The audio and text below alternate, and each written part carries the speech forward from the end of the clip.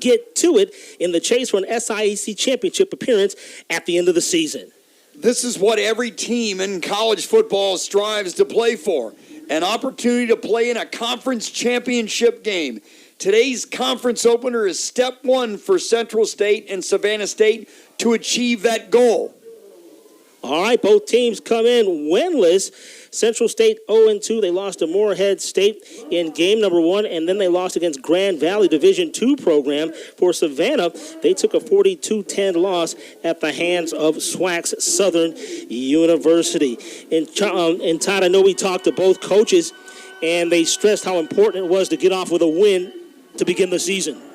For Central State winning their last 4 SIAC games this season ago, Coach Porter said it's time to lean on those results. For Savannah State, their last win was 363 days ago, right here versus Clark Atlanta. Coach Kelton said we need to win, period. All right. When we return, we'll set the lineups and have the opening kick. You are watching SIAC football on ESPN+.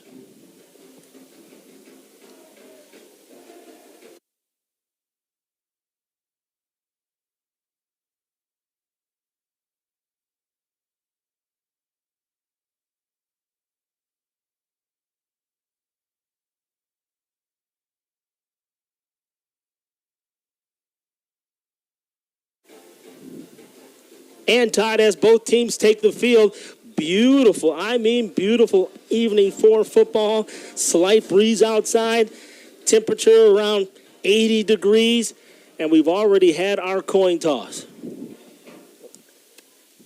The officials for today's contest, the referee, Andrew Singleton, the umpire, Josh Jackson, the center judge is James Crowell, the line judge is Rodney Bowles, the field judge is Maynard Williams, the head line judge is Carlton Kelly, the side judge is Kenneth Strong, and the back judge is Stephen Bailey.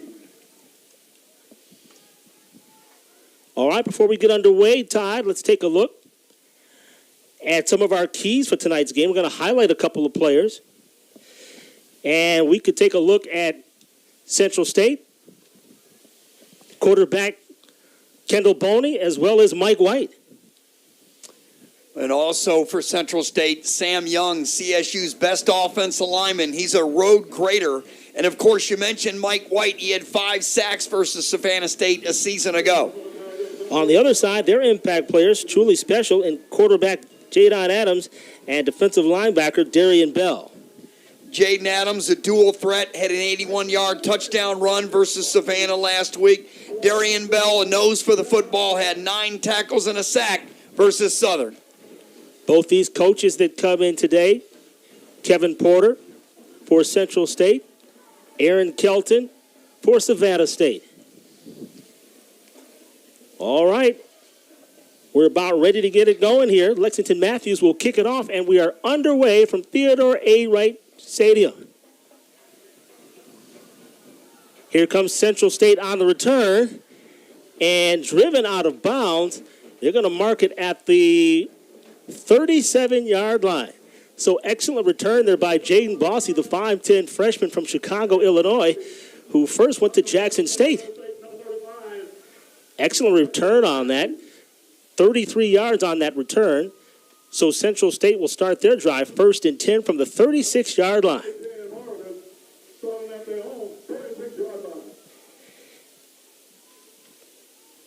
Let's take a look at some of those starters. For Central State, quarterback Kendall Boney, 13 for 40 for 125 yards coming into this one, including 1 rushing touchdown. First handoff in the game goes to Zay Price, and he's going to be stopped for no gain. Clogging the middle inside there, a host of Savannah State Tigers. Good job there for Savannah State. Kenyon Smith in on the tackle. Had no room to run there for the Marauders. And they're going to say a loss of 1 on that carry, so it brings up 2nd down and 11. Price will try once again, and he's going to be dragged down from behind. Excellent pursuit by Gary Davis Jr., the linebacker out of Cairo, Georgia. Nice play by Davis there to throw off his blocker and get the runner there, Zay Price, and now it's 3rd and long for Central State, just exactly what Savannah State wants defensively, to put them in 3rd and long. We talked about Zay Price being in that backfield, the receivers, Brandon Brock, Kyler Thompson. See Terrell Heath out there as well.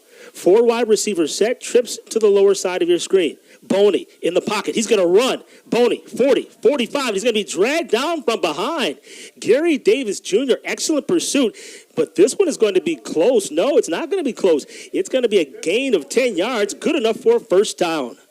Dwayne, that looked like a design draw. Boney went back, set his feet, looked upfield, and took off immediately. And it was good for a Central State first down. Boney is a dual threat quarterback. We mentioned in the pregame he can run it and throw it. So a fresh set of downs here. You talk about Mr. Boney. Carry to Price coming this way. Near side, there's going to be a flag down as he's going to be tripped up by Alik Booker. But we've got a penalty on the play. We'll find out from our referee, Troy Singleton. He will be our Whitecap today.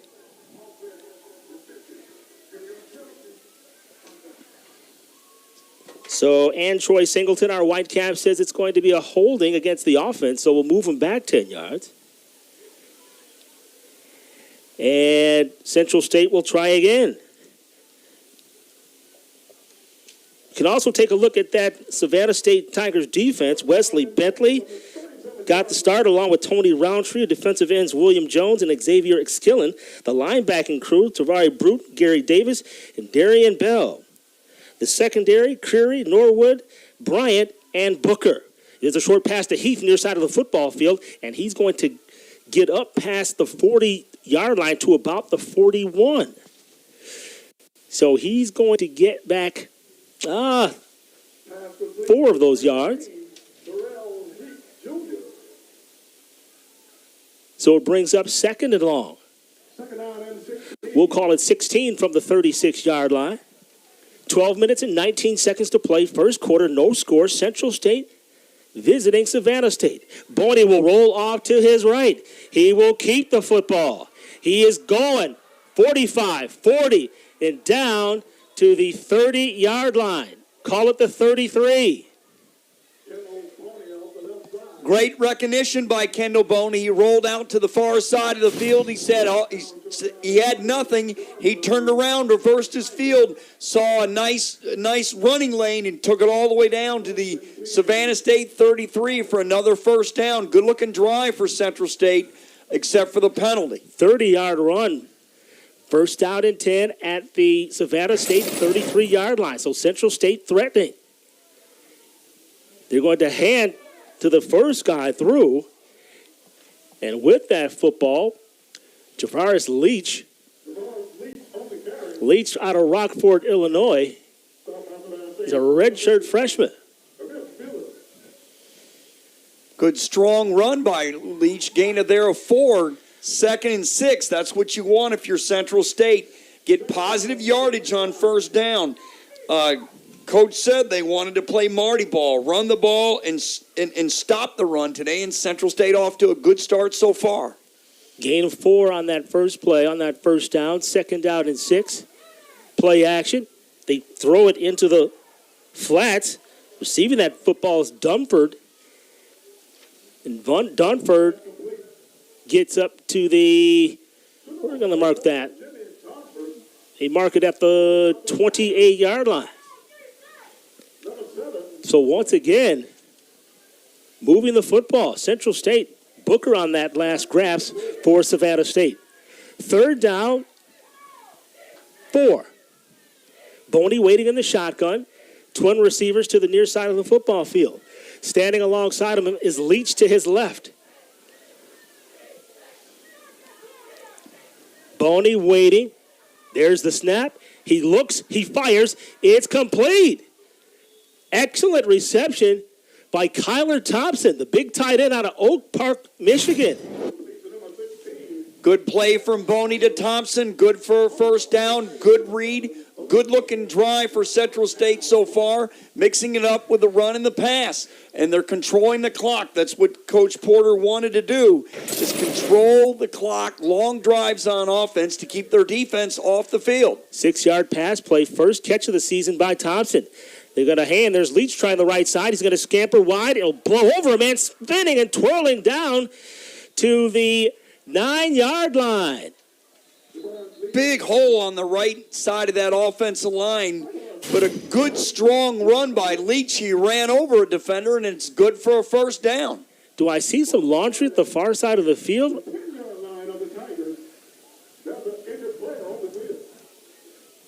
Looks like we have an injured player on the field.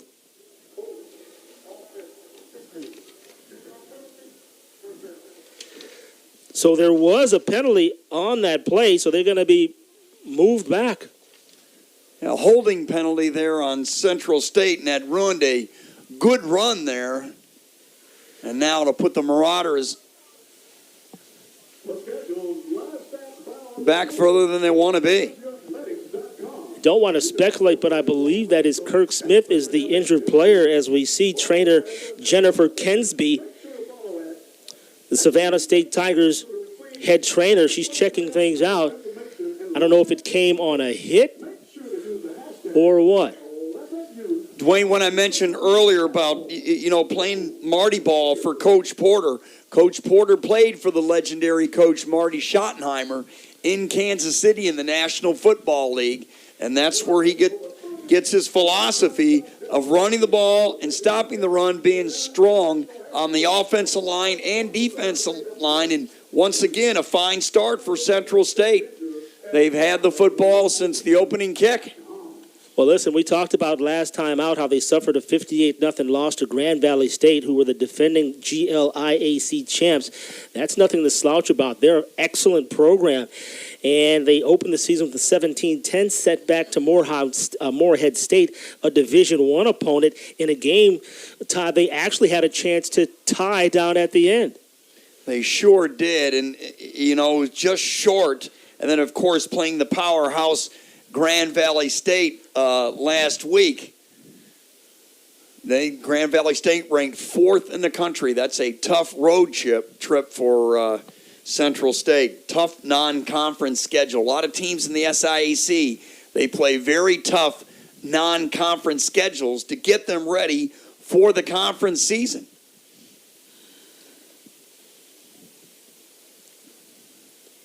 All right, there's a break in the action as we tend to our injured player. There's no score. 9 minutes, 34 seconds to play. First quarter, Savannah State nothing, Central State nothing. We'll be right back.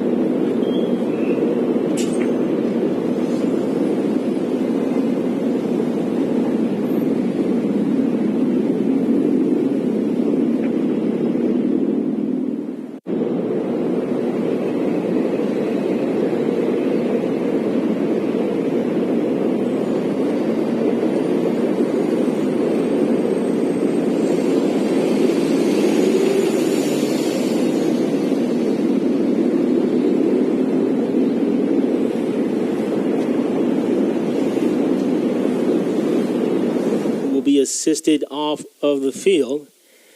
And Todd, safety is always a big concern when you're playing football. It's a violent sport, and we just pray that the young man is okay.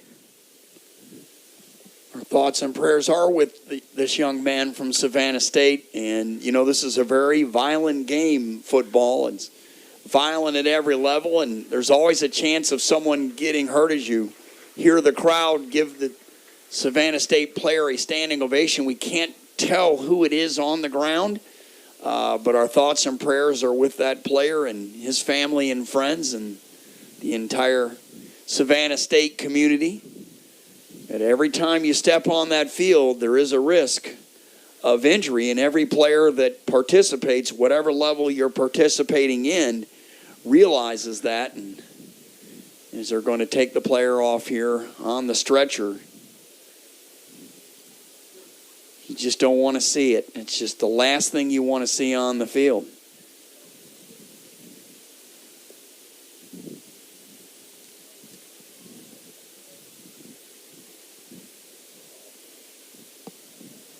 You remember the Buffalo-Miami game on Thursday Night Football when Damar Hamlin, of all people, for the Bills, laid a hit on Tua, and Tua ended up suffering a concussion. As you all know, Damar Hamlin a few years ago had a heart episode right on the field in Cincinnati. So no matter what level you're playing at, an injury can happen from pee-wee football all the way to the pros, and we just got to hope and pray this Savannah State player who's being helped into the stretcher is okay. Unfortunately, it's a risk every time you put on the uniform. And Todd, I know earlier this week we had a chance to talk to both coaches about how important it was to get off to the season on the right foot with a win. But when you have situations like this that transform on the field, kind of makes winning secondary, to be honest with you, because it's all about the safety of these young men at the end of the day. You'll take a loss every single time to spare a young man from getting hurt on the athletic field. No, there's no question right now. It's definitely secondary, and you wonder how each player is able to compartmentalize once the game starts back on, to forget about his teammate, and also the other side for Central State, your opponent, because, we all have sympathy and passion for the injured player, and, that's a really hard thing to do as a coach, as coaches and players, to be able to forget about it and knowing that you've got a game on the field. I talked to the trainer for Savannah State before the game, trainer Jennifer Kingsby, and I asked her, ironically enough, about injuries, and she informed me. She said, no, we're relatively healthy right now. I asked her about an injury last week to Gary Davis Jr. was a little bit nicked up, as well as a few other players. Uchenna Noah had an injury. I know Darian Bell was knocked out for a few, but they all returned back to the lineup. And her biggest thing, she was saying the guys have to make sure that they are hydrated. So a bit of good news here, Todd. As the player was being loaded into the ambulance at about the 15-yard line, I did see a thumbs up from the player that was laying in the stretcher. So I'm going to refrain identifying who the player was until I can get confirmation. I don't want to just we can't just tell anyone. who it is.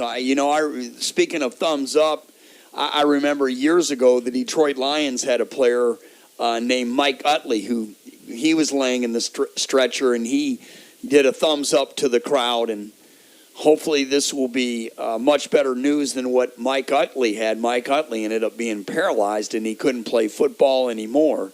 So what we're hoping for here is a thumbs up that's good news, and everything will be okay. But it is tough once you see that player being driven away by the ambulance. It's time for these kids to play football, and that is just a real hard thing to do. But it's something, unfortunately, each team is going to have to do, along with the coaches, is to keep these kids mentally in the game. Yeah, definitely a difficult task, but I'm sure both teams will adjust and move forward. Just a little reset. No score here between Savannah State and Central State University. 9:34 to play in the first quarter of play. Central State, they've owned the possessions so far. They've held the football for the first 6 minutes of the game, and with a nice balanced attack, Todd, of running and passing the football. So they've been quite efficiently. Boney, I talked to him before the game, Todd, and I said to him, man, you must take pride in taking care of the football, because this kid really doesn't turn the football over too often. No, he does not. Central State's the only team in the SIAC through 2 games that doesn't have a turnover. So... And Boney's doing well not only with his arm but with his feet, and also the recognition of the defense when to throw the ball and when to pull up and run to stay out of danger. Now, the only negative so far for Central State offensively is this is the second penalty on the drive, and it is a holding penalty, and the ball's going to be brought back out to the Savannah State 32-yard line. So it's going to be first and long for Central State. Todd, Central State, they've had almost as many penalties as they had in the game last year when these two teams played. Last year against Savannah State, Central State, they only committed 4 penalties the entire game. They've gotten 3 already in this first series. And turnovers hurt Savannah State a year ago. That's why Central State was able to win the football game. Got a long way to go here. And turnovers are always a factor in every football game, whatever level you're playing at, high school, college, or the professional level. When you look at the box score, usually the team that has turned the ball over the most will lose. Yeah, absolutely. And it also comes down to special teams play. Sure. And we have a couple of good ones in this afternoon's ball game. Can't wait to highlight them both. Jose Charez for the Central State Marauders program. He was the Week 4 and Week 7 Special Teams Player of the Week last year, and he was also the Week 1 Special Teams Player of the Week this year. So he's getting it done. Had an opportunity to talk to him before the game, and Todd, he talked about how he attended a kicking camp during the summer that was headed by the former Georgia kicker. You know who I'm talking about, Rodrigo Blankenship. And it was held in Orlando, Florida, I believe. It's either Birmingham or Orlando, one of those 2 cities. But it's nice to see these young men working on their craft. Jose Charez is a special kicker. He's been with Central State for a while now. He's from Atlanta. Went to Hillgrove High School. So has had a very successful career here at Central State. And this game could come right down to special teams today. Absolutely could. And then on the other side, Lexington Matthews, he's new to the program, and all he has done is averaging 40 yards per punt. He had a 60-yard punt in last week's game, which, by the way, is the longest punt of his career. In fact, in that loss last week to Southern University, he had 5 punts over 50 yards. That's what you call a field position flipper. There is one thing that Savannah State wants to improve on today, and that is the return game when they get the opportunity. Savannah State. That's what the one thing they want to improve on today is the return game when they get a chance. So as we wait for the ambulance to exit the field, both teams will now take it to their sidelines and sort of stretch out to keep limber here. Important not to let your bones stiffen up while waiting for game action to resume. 9 minutes and 34 seconds remaining in the first quarter of play. Dwayne Walker along with Todd Corder. So glad you could be with us. And, man, what can you say here, Todd? Week 2 of the season, because you have Week 0 and Week 1. Some teams played in Week 0, most did not. What kind of advantage do you think that gives a team to play in August? It's a huge advantage. If somebody played the week before and you're playing a team that never did play, that didn't play a game, then that's a huge advantage to me. I don't understand the Week 0 concept in college football. I don't understand why you're going to – I understand why the games are on television and you're trying to market your product and more money for the TV networks and et cetera, and I completely understand that. But I think these teams should all start at the same time so they all have an even playing field, because someone who played the week before has, to me, a great advantage for someone who did not play. You can only sit here and practice for so long, but to get on the field and play a game, it's a big difference. You see each team here warming up, trying to stay loose. Well, there are some benefits to having a week 0, especially for SIAC reasoning. I know Sure.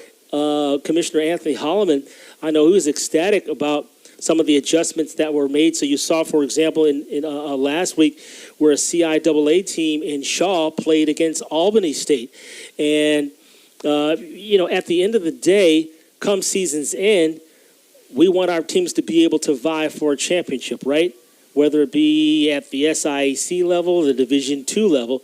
And so the league, the SIAC, is doing everything they can to not penalize the league for having those Division II aspirations, aspirations. And the SIAC is doing a really good job getting their games on the NFL Network. Central State a year ago was on the NFL Network, and they got a win. And back to Central State, if we can focus on them, we mentioned in the pregame they won their last 4 conference games of the year.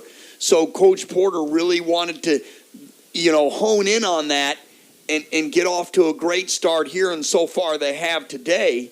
And then, of course, Savannah State, we mentioned earlier, they just need a win. They haven't won in 363 days. And to me, a key for Savannah State is time of possession. Their defense was left on the field almost 40 minutes last week against Southern. And also a key for Savannah State is getting off the field on third down. Central State's already converted on third down twice today. And Savannah State also would like balance on offense, get an effective short passing game, and get Adams going, not only throwing it, but running it, because he is a dual threat. And they would like to be able to convert downs to keep their defense off the field and convert on third down offensively. They only had 1 first down last week. Okay, looks like play is about to resume after the penalty. It's going to be first down and 20 for CSU, Central State University, at the Savannah State 32-yard line. Dwayne Walker along with Todd Quarter. I hope you're enjoying the game so far.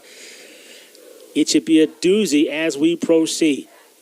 3 wide receivers set as they run that pro-style offense for Kevin Porter. Heath on the near side of the football field as one wideout, as well as Cameron Watkins, the graduate student from Albany, Georgia. Brandon Brock, the far side receiver. In motion is Leach. Leach is going to get the football, 35, and he's going to be gang tackled right where he stands, and there's going to be a penalty flag thrown in as Elijah Norwood was in on that tackle, as well as William Jones. But there might have been some extracurricular activity, and we'll find out what our referee, Antroy Singleton, has to say. He's the white cap.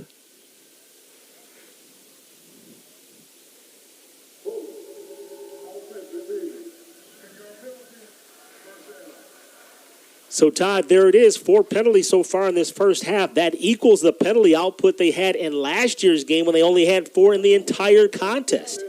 Central State starting to kick itself in the foot here, doing a lot of damage with penalties. Really good pursuit there by Savannah State defensively on the screen pass. And, of course, obviously it went for naught because they're going to back them up and take the penalty. And now you got to go all the way down to the 12-yard line for a first down. Tough sledding here for the Marauders. 4 wide receivers set. Boney waiting in the shotgun. He'll receive the snap. He'll throw near side to Heath. Heath turns one way, then jukes the other. But Elijah Norwood is equal to the task as he is dropped at the 36-yard line. However, that play was whistled down. That's the call on the field. As Carlton Kelly, our linesman, positioned at the 35-yard line, he immediately pointed his hands down, saying that the football was down. Good open field tackle there by Elijah Norwood, the graduate from Valdosta, went to Valdosta High School. 4 yards on that loss, Todd. So it brings forth 2nd and 24. Boney will roll to the right side. Under pursuit, almost tackled by Bentley, but he gets away, but not from Gary Davis Jr. Wow. Bentley chased him, but Boney looked more like a Honda trying to get away from him. but unfortunately, he only got a yard out of the situation. Good pursuit defensively by Savannah State. You mentioned it, Davis Jr. on the tackle from Cairo High School in Cairo, Georgia. And now it's 3rd and long. Got to get to the 12 for a first down for the Marauders. Boney waiting, gets the snap. He peers. Now he rolls. Now he cocks. Now he fires, and it's complete. What a grab there by Cameron Hopkins, the grad. And there's another flag down as he catches the football at the 23-yard line. But let's hold the phone. Maybe a penalty on this play after the 11-yard catch. And we'll wait for the call. Let's see here from Anthony and Troy Singleton.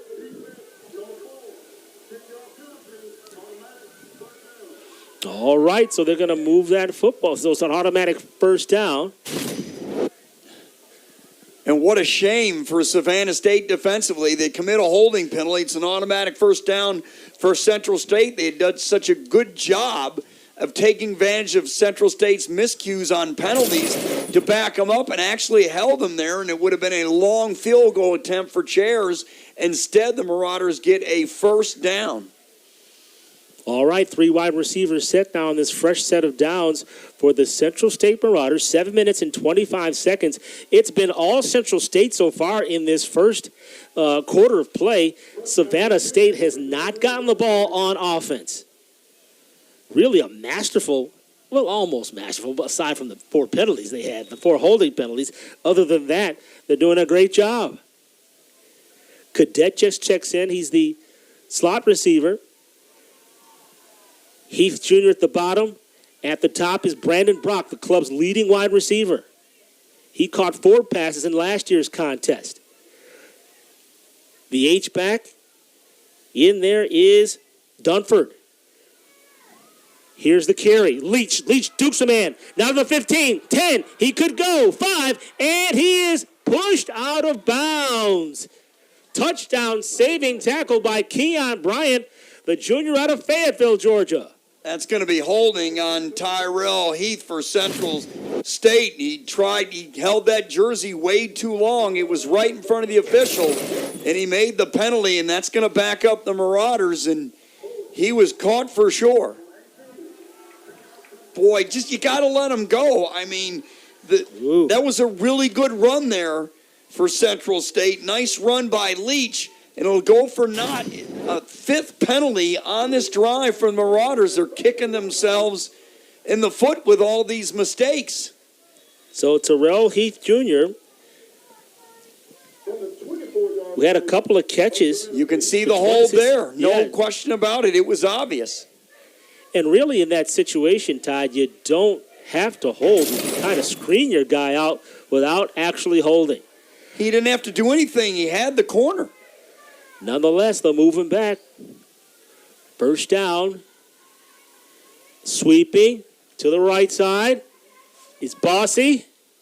Bossy chased out of bounds. Not before getting credited.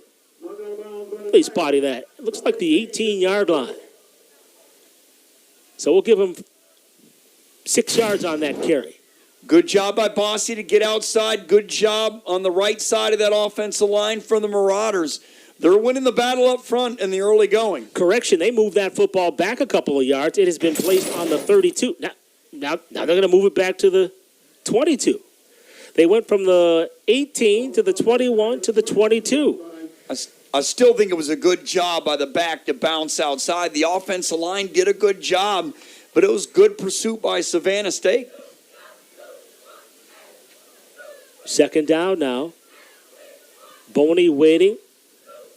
with Leach off to his left. Carrying that football, correction, is Bossy, and Bossy's going to be dropped. Dropped at the 24-yard line. Hot pursuit, Tavare Bruton. He's out of Savannah, Georgia.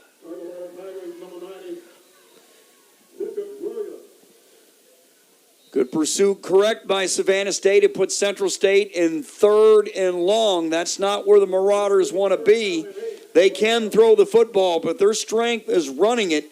And now 3rd and long. Let's see if Savannah State, with that good front four they have, pin their ears back and come after Boney. But Boney's elusive, so you've got to be able to stay in your lane as a rusher and don't give him a running lane, because he will pull it down and take off. You've already seen it earlier in this game. 3rd down, 8. They've got to get to the 14-yard line. McCreary had to check out of the game. Their best defender, DeAndre Creary, because his helmet came off last play. Let's see if they try to exploit it and go with the pass. Yes, it's an option pass. Bossy looking for Brock. Touchdown! It's complete. 23-yard touchdown pass, and they took advantage of the new corner that was in, Drayshawn Dawkins. I told you DeAndre Creary had to leave the football field because his helmet came off. And what does Central State do? Well-designed play right there to Brandon Brock, the veteran. Nice catch and a good throw.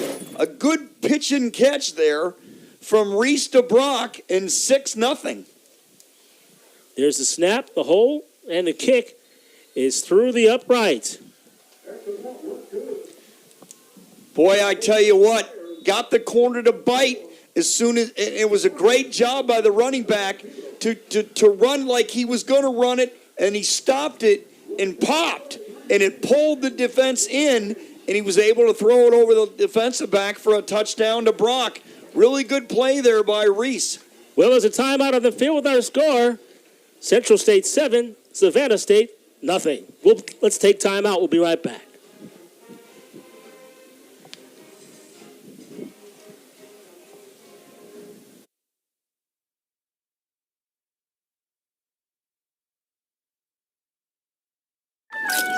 Hey, John, what made you become a Cricket Campus ambassador? Do tell. I live to network. HBCU's all about that.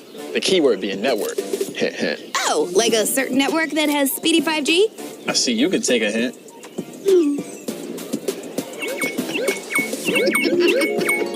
I can drop a hint too, Don.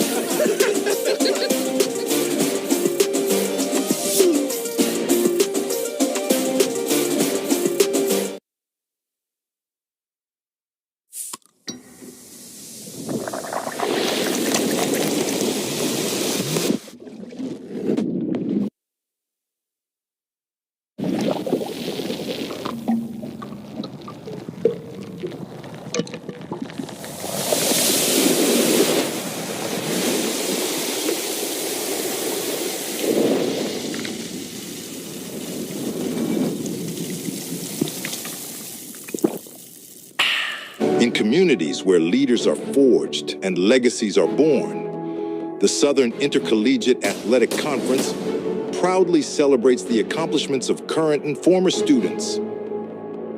From the playing field to the boardroom, they are the next generation of entrepreneurs, doctors, and executives. Leaders rise here. Leaders rise here. Leaders rise here. Leaders rise here. Central State University is home. Is empowering. Is family. Is legacy. Central State University is athletics. It's high tide, so I'm rising, it's my time. You tried fighting, your mind need a lifeline. Looking like you seen a ghost in the sci-fi. See him trying to get in close so they might shine. We on the way, know that. We on the way, know that. We on the way, know that. We on the way, know that.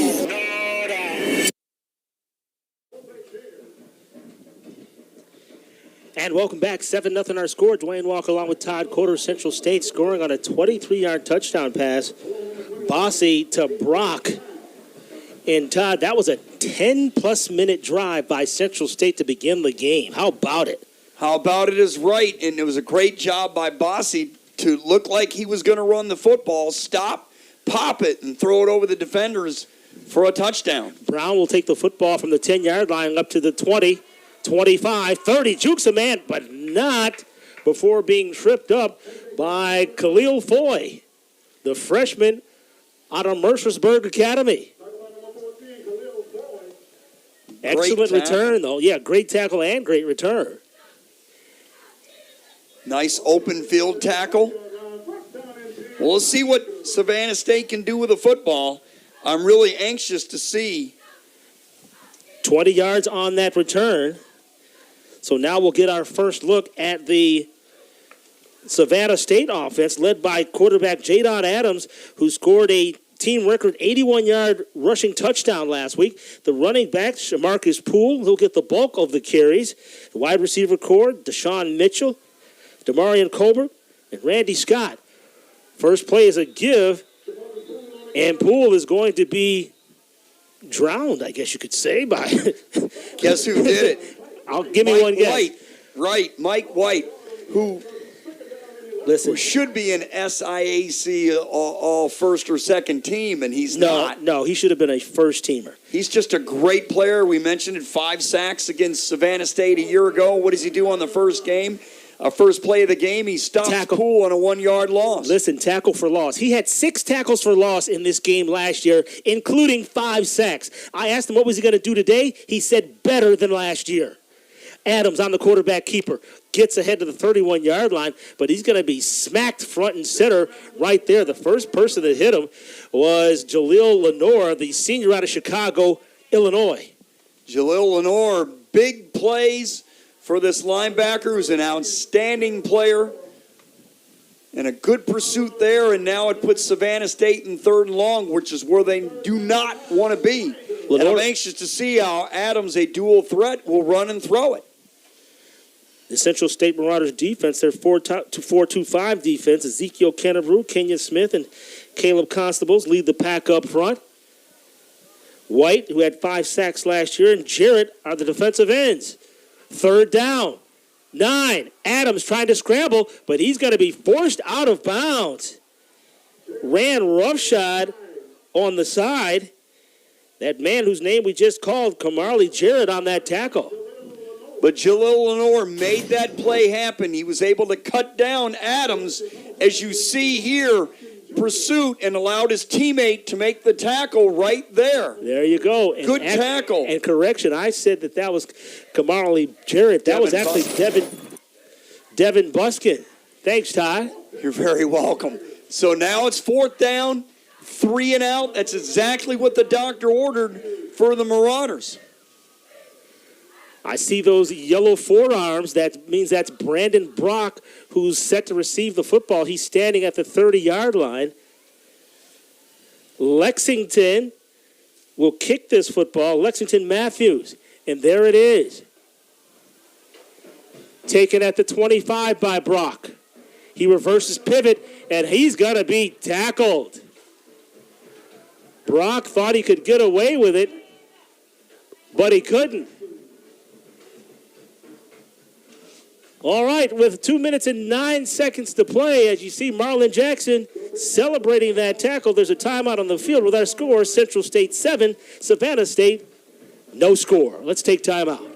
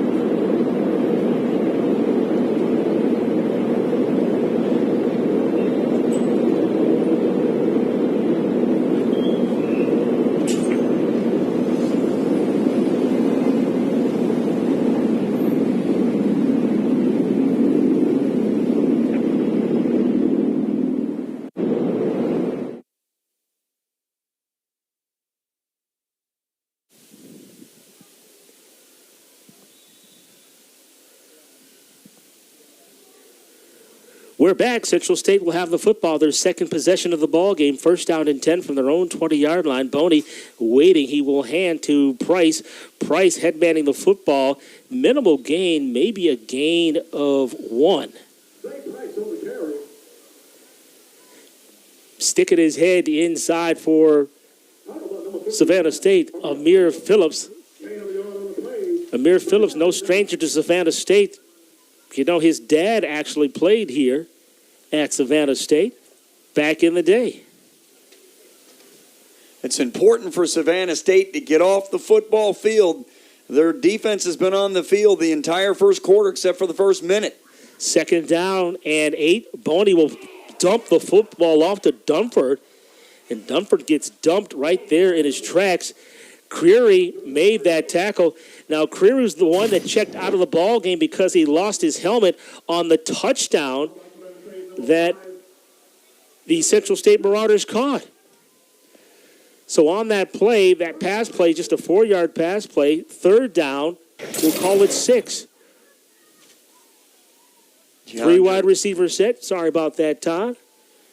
Hopkins to the near side of the field along with Terrell Heath Jr. Brock is the wide man, far side of the football field. Boney has it. He looks left. Now he peers back right. Now he'll throw right. Oh, that ball almost picked off. Elijah Norwood was in the neighborhood and should have caught that football, and he will commence to doing push-ups for the drop. Boy, Boney forced that in there. He had no business throwing that football, and he was fortunate it wasn't intercepted by Norwood. Important for Savannah State to get off the field, and they did it defensively. 3 and out for Central State, and a chance for them to get a good return for some good field position. They've only possessed the football for about a minute here in the first quarter. Charez set to punt as they flick on the lights here at Theodore A. Wright Stadium. Bell is the deep man waiting for the football. Correction, Brown is the deep man. There's a snap, high punt. It's a spiral. And it's going to be fair caught at the 35-yard line. So it'll go in the books as a 39-yard punt. So Savannah State will get their second opportunity on offense with just 31 ticks of the clock remaining in the first stanza, Dwayne Walker along with Todd Corder. It's a gorgeous night for football, Todd. I thought when we were looking at this one coming in, I thought it was going to be raining, to be perfectly honest with you. Perfect weather for football. A little cooler than normal this time of the year in Savannah. The humidity is way up. But it's important for Savannah State to get some first downs on this drive and keep their defense off the field. And it's important for them to get some balance and be able to get a running game going. They'll try there as taking the jet sweep is DeMelke Colbert. Colbert, who had a couple of receptions last week against Southern, gets that carry right there. In last year's game, he had 3 catches for 21 yards. And I believe we have a flag now.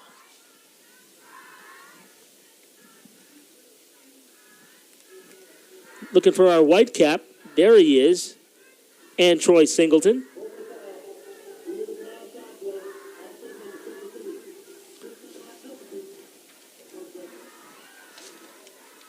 That penalty's on Deshaun Mitchell, the senior. And that's going to back up Savannah State with the illegal chop block. And my goodness, they put themselves in a whole heap of trouble here. They're going to have to go to their own 45-yard line to get the first down. They've got 25 yards to go. And Central State should pin its ears back and come after the quarterback. Now we have another penalty. It's going to be 12 men on the field. One of the Savannah State players, one of the wide receivers, Braden Fowler, tried to sneak off the field, and it goes in the books as an illegal substitution, so that's another penalty. So this one, Todd, it will be, they'll have to get to the 45 30 yards. So that's 30 yards. First and 30. Todd, I don't believe I've ever had a 1st and 30 in my broadcast career. Think about it. 1st down and 30? And now it's the end of the first quarter. You know, you don't have a lot of plays in the playbook, 1st and 30. Savannah State's going to have to chip away and get 10 yards at a time. 1st and 30, but 15 minutes have gone by. The first quarter has come to an end. We're going to take this time out. You are watching SIAC football with our score. Central State 7, Savannah State no score.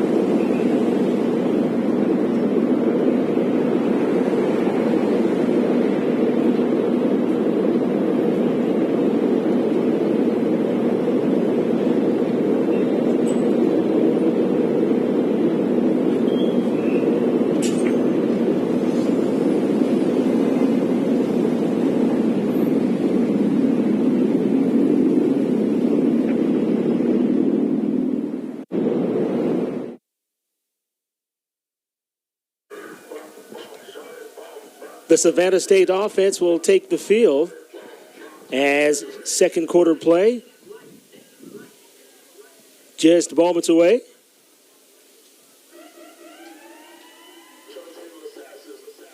First down and 30 from the 15-yard line. Jaden Adams had an 81-yard rush. Let's see if he tries to recreate that.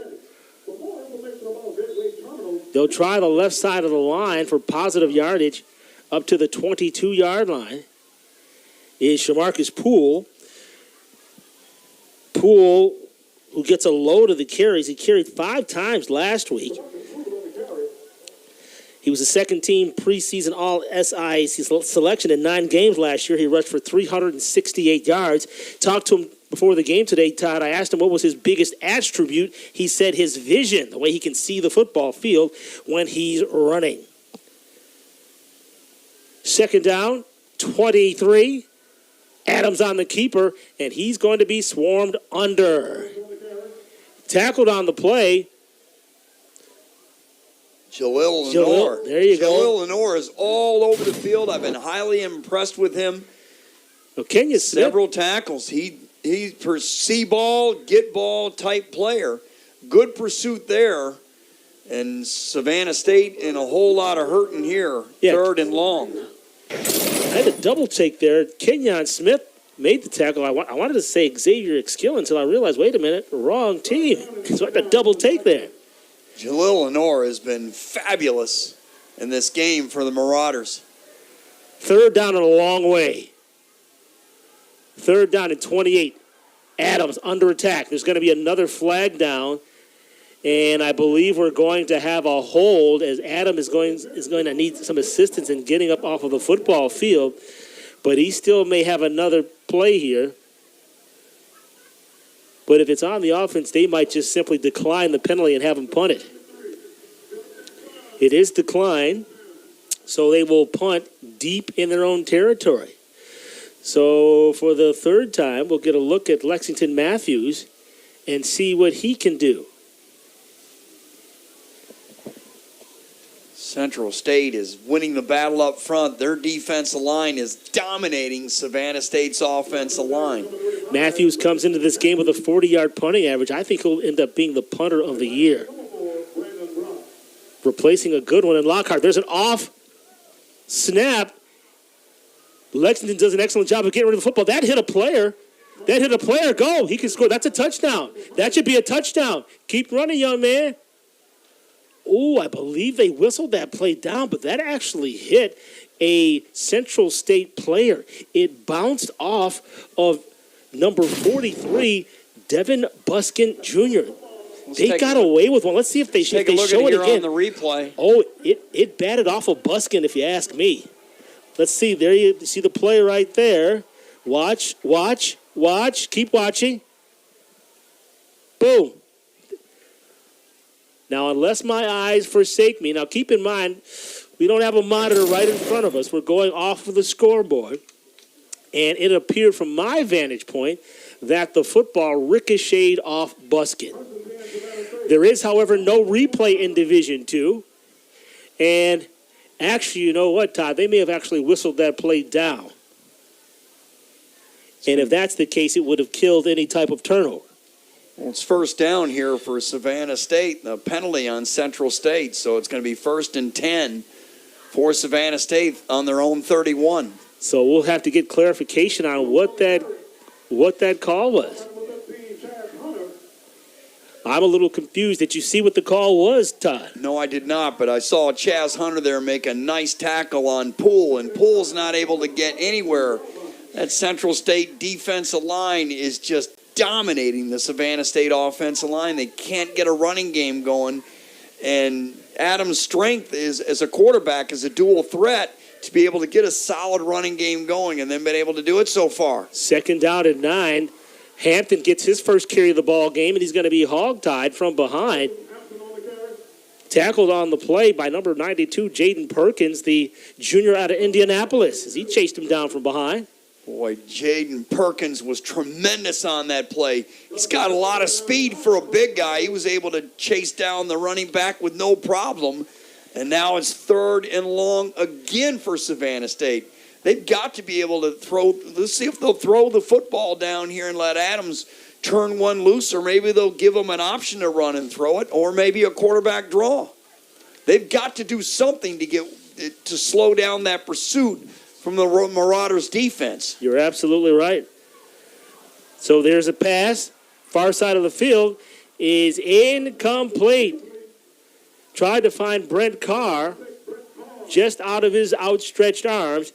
And once again, it's going to be a punt. That's on Adams there. Carr was wide open.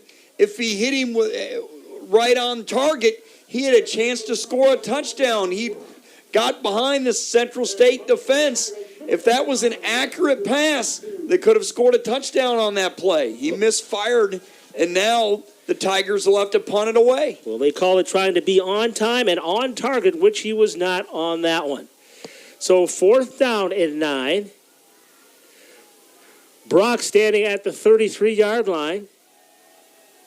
There's the punt by Lexington. Taken by Brock. And Brock is going to be tackled. Christopher Murray will get credit over that one. Another flag on the field. So this has been a laundry fest so far in this game.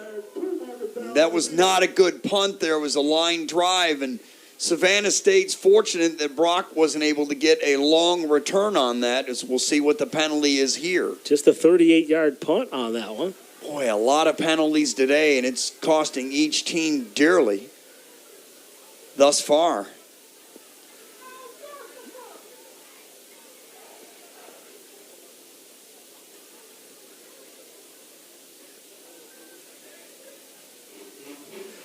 So there's a timeout on the field. We'll take a timeout, too, with 11:37 to play in the second quarter.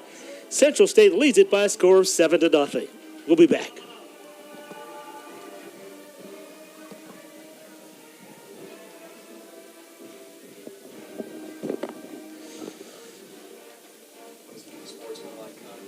For 15 years, the Home Depot Retool Your School program has been championing HBCUs. We've been right there with campus grants, scholarships, and career opportunities. Winning schools have seen their visions for upgrading their campuses and communities come to life through sustainability projects, as well as new places to connect, like innovation lounges and outdoor pavilions. As we celebrate 15 years of partnering with HBCUs, we're excited to keep the momentum going. Retool your school. We're powered by purpose. A little win is knowing someone's there for you. There for your business. There for your community. And everything in between. At Georgia Power, we do everything in our power to keep you going. That's why we're investing in our electric grid, to make it stronger and more dependable. Because when there's reliable energy, that's a win for all of us. In communities where leaders are forged and legacies are born, the Southern Intercollegiate Athletic Conference proudly celebrates the accomplishments of current and former students. From the playing field to the boardroom, they are the next generation of entrepreneurs, doctors, and executives. Leaders rise here. Leaders rise here. Leaders rise here. Leaders rise here. Did you know HBCUs are a great place to network? Yes. Did you know Cricket has a great network with speedy 5G and is a proud supporter of HBCUs? Yes. Mia, everybody already knows that. Dante, did you know this is an A and B conversation? So you need to see yourself at. He knows now.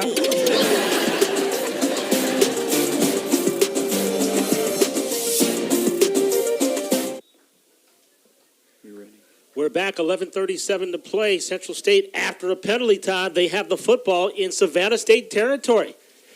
They'll swing the pass out to Leach, far side. Leach jukes one man, and he will scurry down to the 36-yard line. So 9-yard pass completion, Boney to Leach. An unsportsmanlike conduct penalty on Savannah State gave Central State the good field position. As you saw the pitch and catch there from Boney to Leach, and now it's 2nd and 1, and Central State on the move.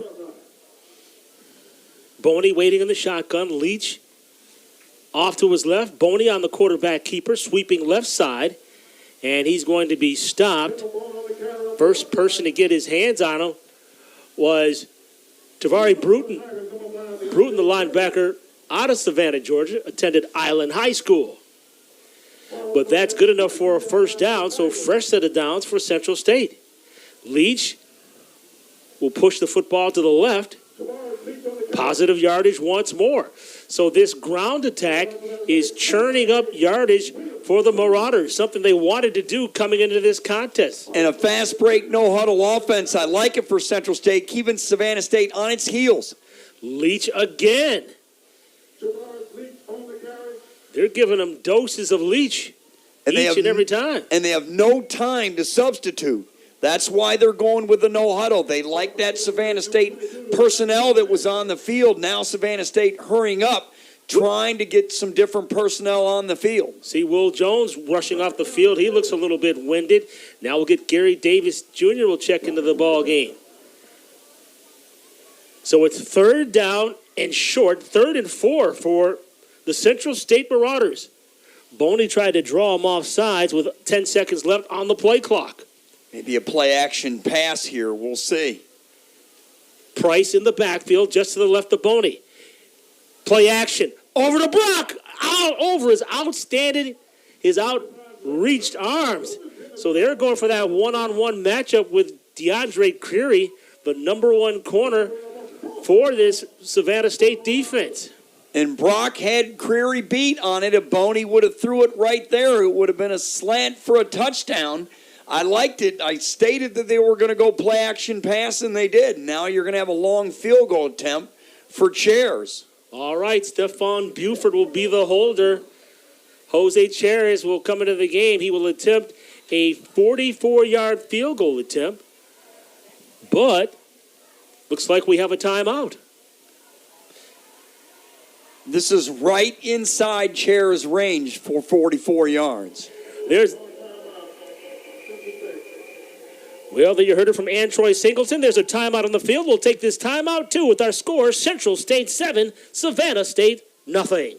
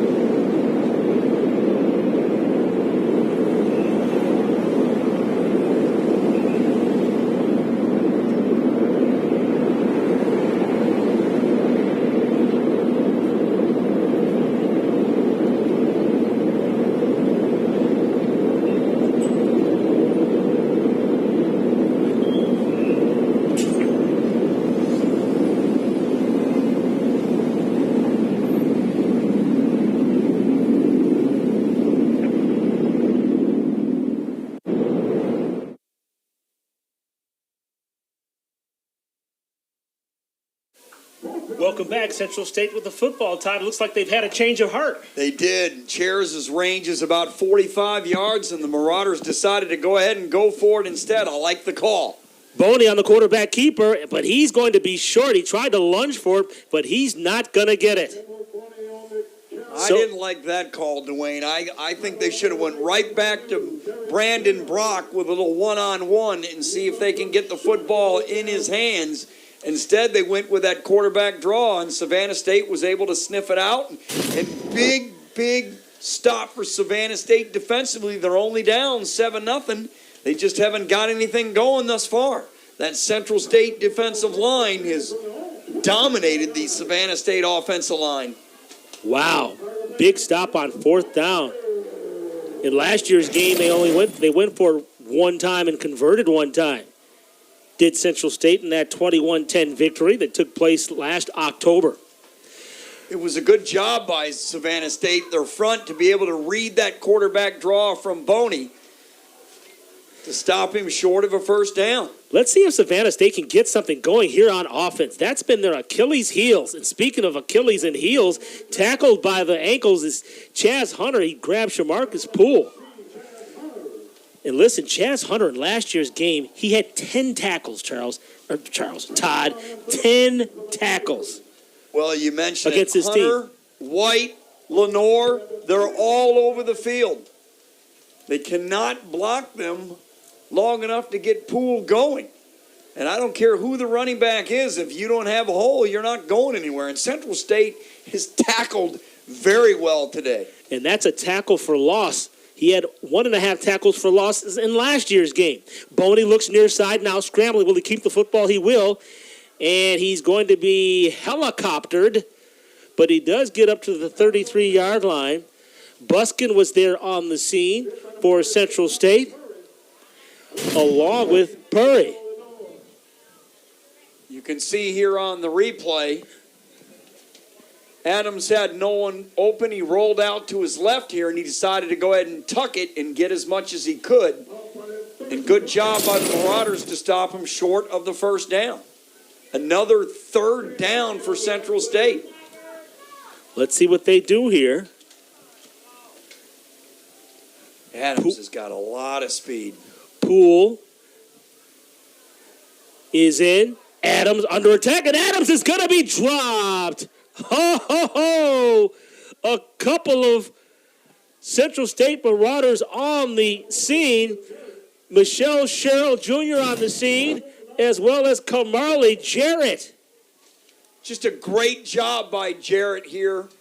As Poole stepped up into the pocket, he had no chance, and he dropped him. And now the Marauders are going to get the football with pretty good field position here. Wow, Kamarley Jarrett. He told me coming into the game that not being able to play last year, he had to sit out because one of his credits didn't transfer. But, man, did that translate, that play. Brock was wise to let that go. So Lexington on the punt there.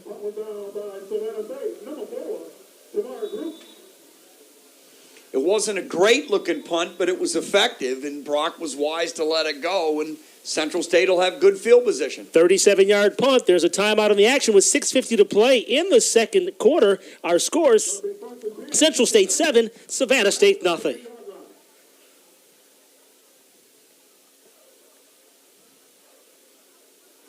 In communities where leaders are forged and legacies are born, the Southern Intercollegiate Athletic Conference proudly celebrates the accomplishments of current and former students.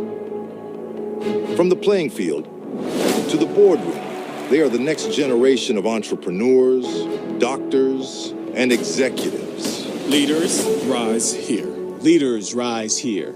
Leaders rise here. Leaders rise here.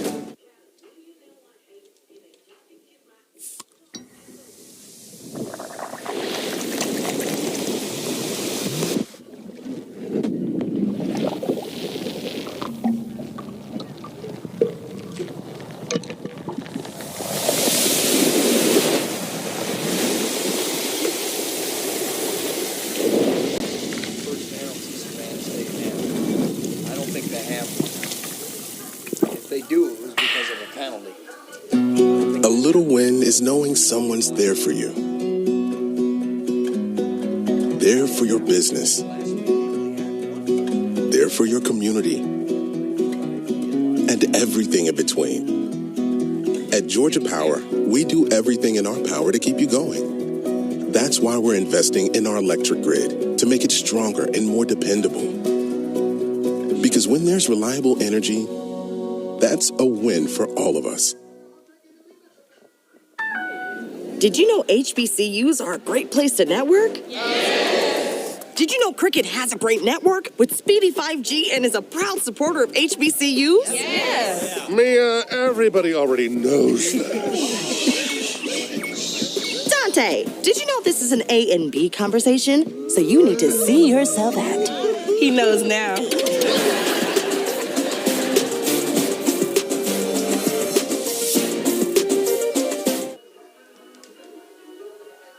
This Central State offense will go back on offense. Welcome back in. Dwayne Walker along with Todd Corder. 6:50 to play in the first half of play. Marauders with the lead in the football. First down and 10 for the 33. Zay Price will get the football, sweeping to his left-hand side, and he's going to gain positive yardage before being dropped by Tavari Bruton, who's been active. He's the top tackler from last year, had 49 tackles and 1.5 tackles for loss last week against Southern.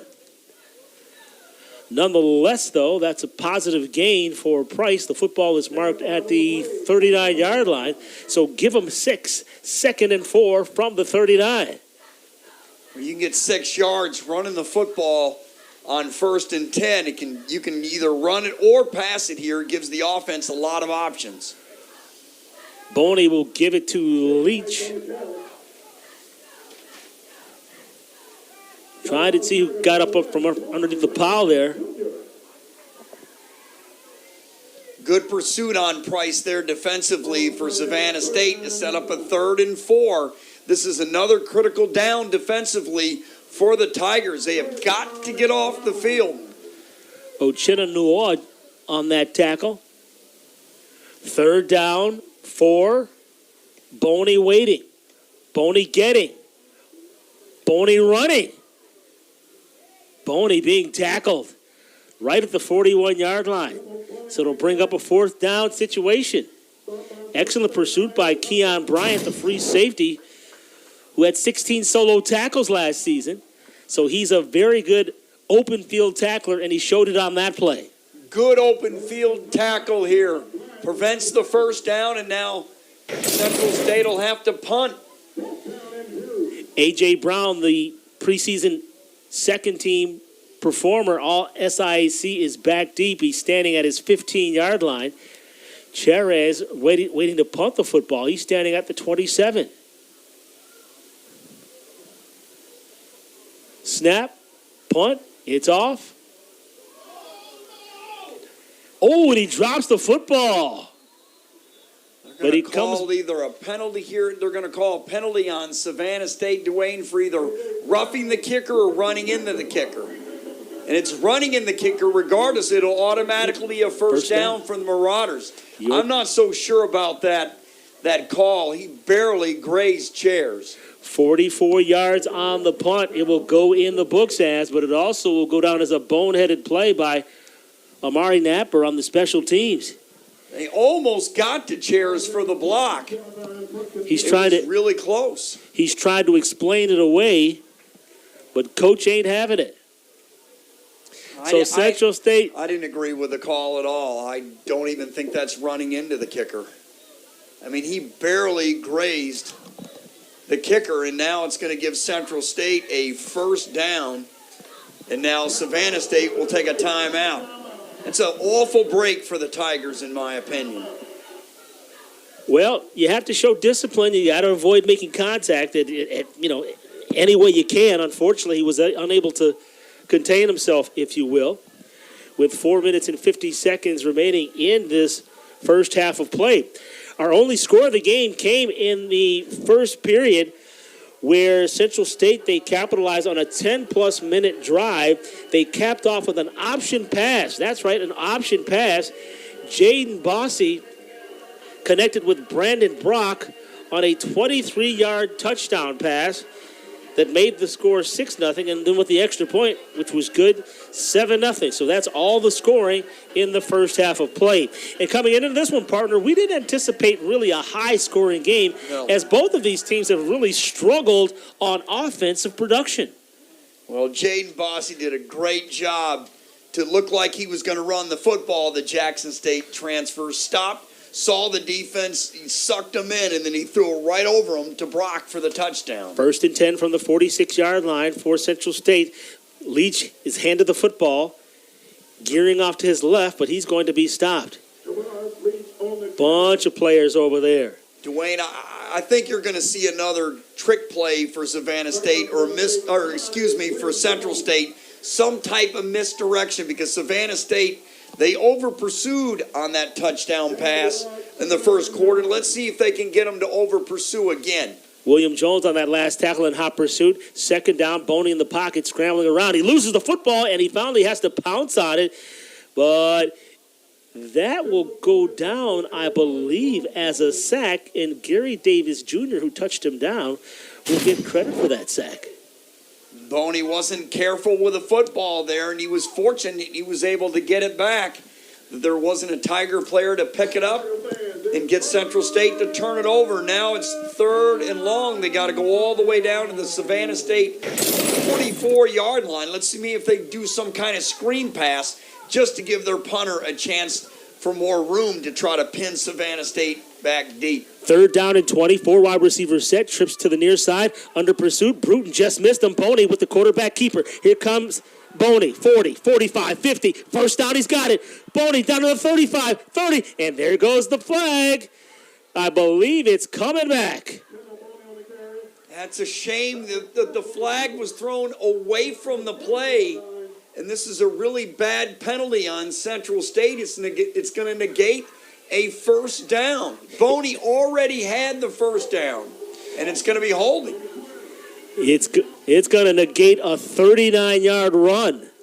And it was on Jeremiah Cadet, the sophomore from Orlando, Florida, and it's a costly penalty. It was away from the play.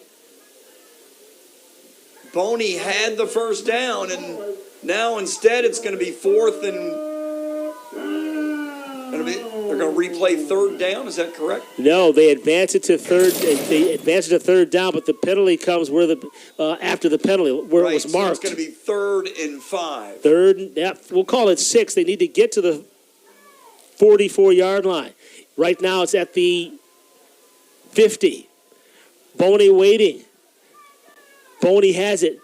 Looking, throwing. He's got a man. Brock comes over the catch, and he's going to be cut in half by Creary. Ooh, what a battle that is between DeAndre Creary and Brandon Brock. Just an excellent open field tackle there by Geronde Curry. Just an excellent play. Made sure that Brock wouldn't get the first down. Excellent tackle. I think DeAndre Creary is one of the very best and brightest in the SIAC. A first-team All-SIAC preseason selection had an interception last week against Southern. Savannah State has 8 All-SIAC players, 7 of them second team, and you mentioned Creary, DeAndre, a first-teamer, and you can see why he is. That's just a fantastic open field tackle. So after that penalty, it's going to be 3rd and a long way. They still have to get to the 44-yard line. The football's at the 35. Center pass into Leach, but Leach is going to be stopped by Elijah Norwood. I actually like the call there by Central State. It didn't gain a lot of yards, but you could see the Savannah State defense really pinning their ears and coming after Boney. He was able to dump it right to the back, but a good tackle there by Savannah State to not allow any chance for a first down, and now they'll have to punt it away. A.J. Brown standing at the 27-yard line. Charez set to punt the football. Football is at the 37-yard line.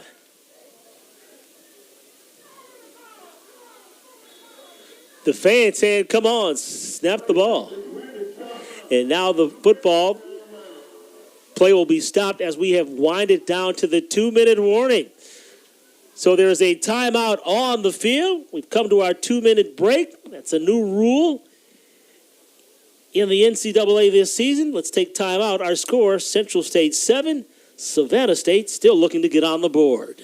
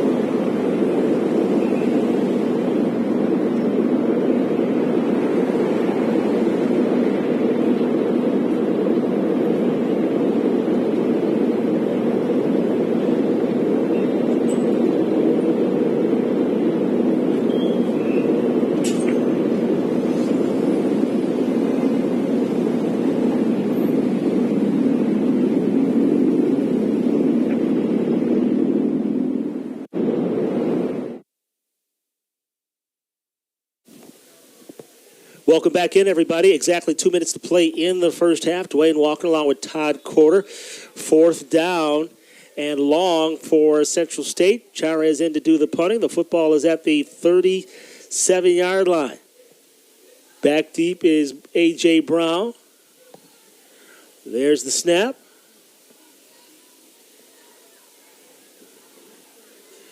And there's the punt. Bear caught there. It's a 36-yard punt, but I believe we have another flag now. Yes, we do. Boy, I got to tell you, flags are just it's been raining flags as Rodney Bowles, the line judge, has something on the far side of the field. And now you'll see Rodney Bowles enter your screen as he talks to the Whitecap Anthony Singleton. In talking to Rodney before the game, he told me he watches for formations and the defensive line to make sure no one crosses the scrimmage line.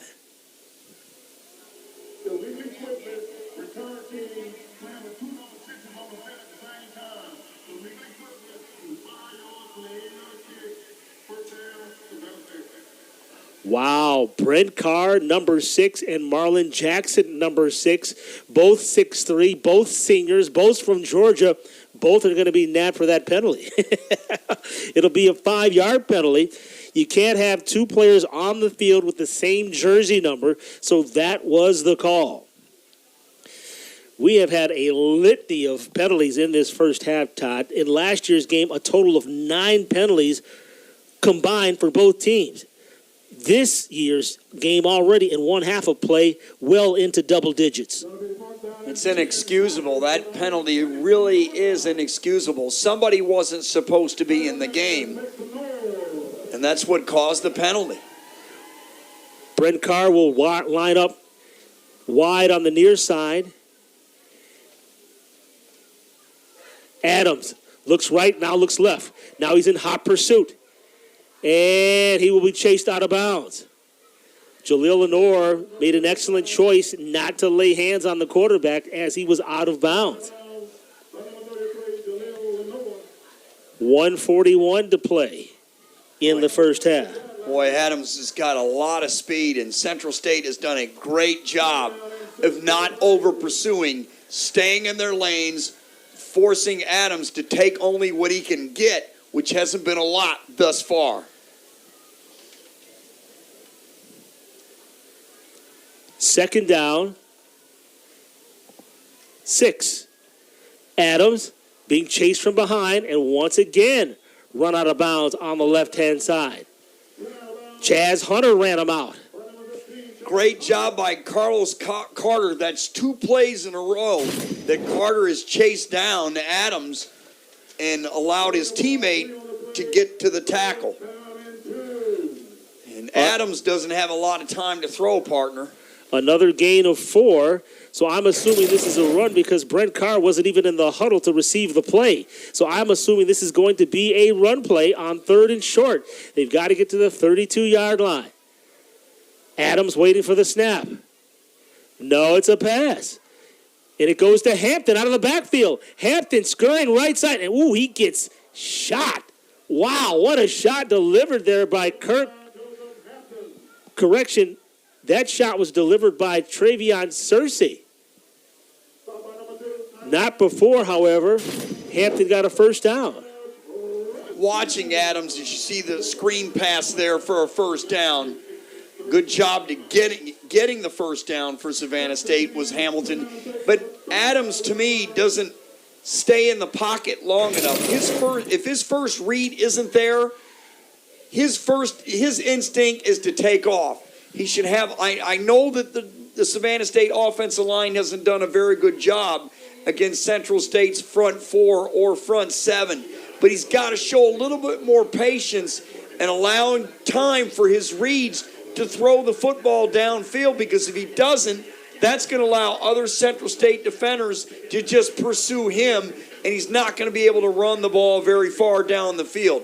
After that first look, that first read, his instinct is to run. and he should stay in there and try to look at his second and third read downfield. Haven't had a chance to say this a lot. First down, a new set of downs for Savannah State. Adams slings the football across, and it's going to be caught at the 41-yard line. Coming up with that football for Savannah State, Randy Scott. First time we've called his name today. Hurry up offense now, 1:07 to play in the half. Gain of 6. Far side pass intended for Mitchell, just out of his reach. Covering on the play, once again, Kirk Smith. Correction, Travion Searcy. Central State defensively doesn't even respect the deep ball at all from Savannah State. They're all getting up there on the line of scrimmage. They're crowding the receivers, and they're daring them to throw the ball deep. Savannah State has some good wide receivers. They need to get the football downfield and not let Central State crowd that line of scrimmage. Look at the corners. They're all within 5 yards of the receiver. Adams has it. He's under duress. Near side. It's caught there by Poole. Poole tries to shake and bake Buskin, but he can't.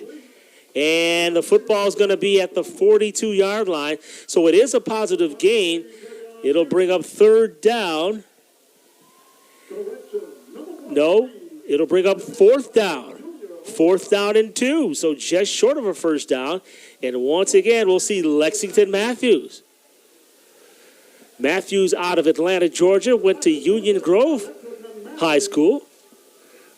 Dare I say, that's about 10 minutes from my house. Central State content and letting the clock just run out. I thought they may call a timeout to try to stop the clock, to try to get the football maybe with a good return to midfield potentially. But now they have not done it, and Savannah State is going to take a timeout instead because they didn't have the proper personnel on the field, or they're going to change their mind and go for it on 4th down. I don't know why you would do that when you have the ball in your own 43 in your own territory, because if you don't get it, you're going to give Central State a chance to heave one in the end zone as time would expire in the first half. They've got to punt the football away here. It looked like to me they didn't have all their personnel on the field. And just a reminder, coming up at halftime, we'll get an opportunity to see the 125-member Powerhouse of the South. That's right, the Savannah State Marching Band. That will happen at halftime. And, folks, we have a little bit of history to tell you about.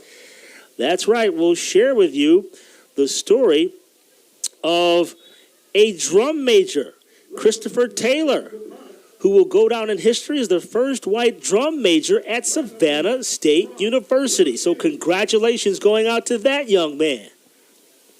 Let's see if Central State doesn't try to block this year. They were really successful in blocking punts a year ago. Nope, they set up the return instead. Nice punt. And it's going to roll, and it's going to be marked. Where do they mark that football at? Right at the 11-yard line. The question is there 1 second on the clock, or are we at halftime? It is halftime. 46 yards on the punt, and that will bring us to halftime.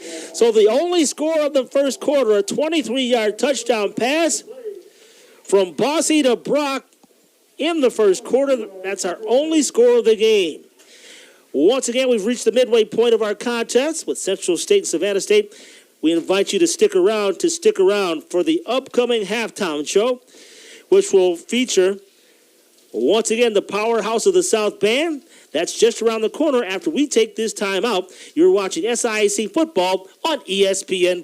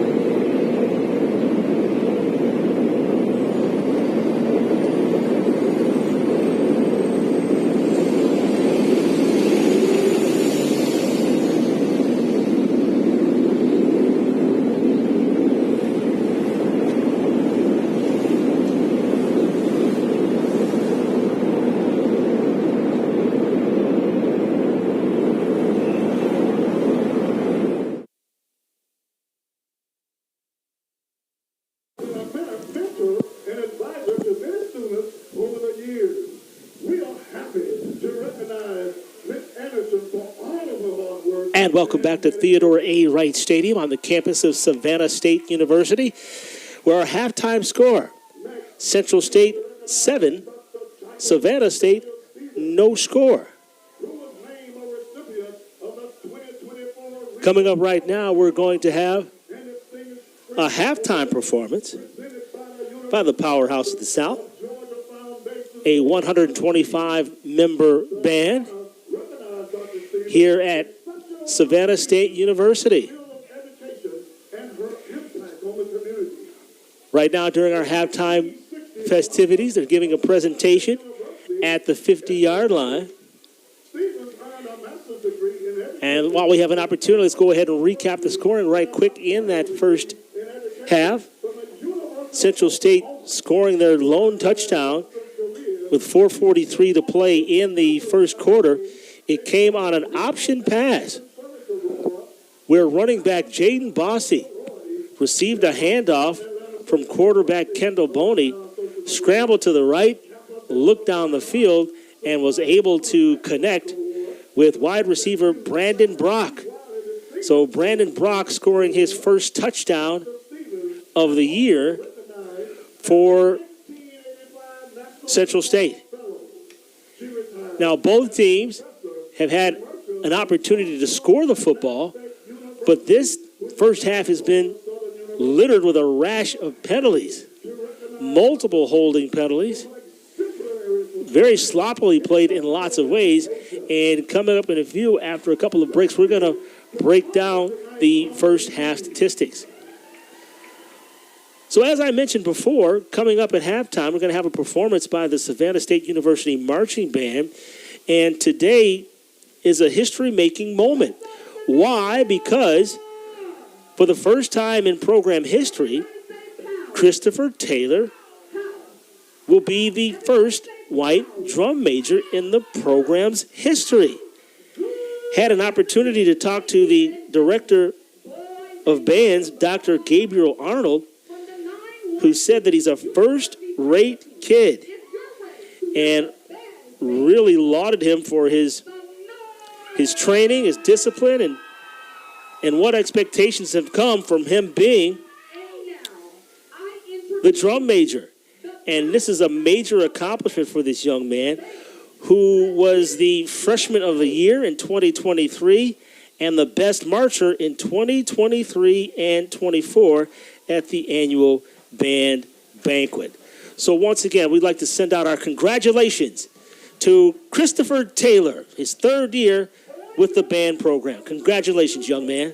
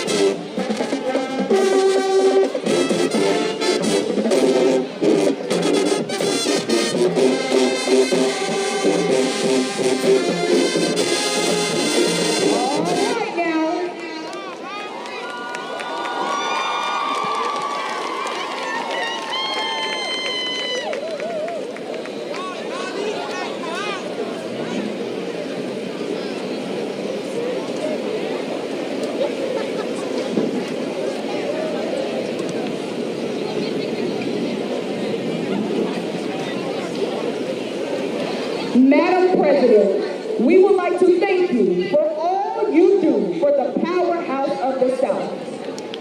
This is a small token of our appreciation. Give it up for Madam President.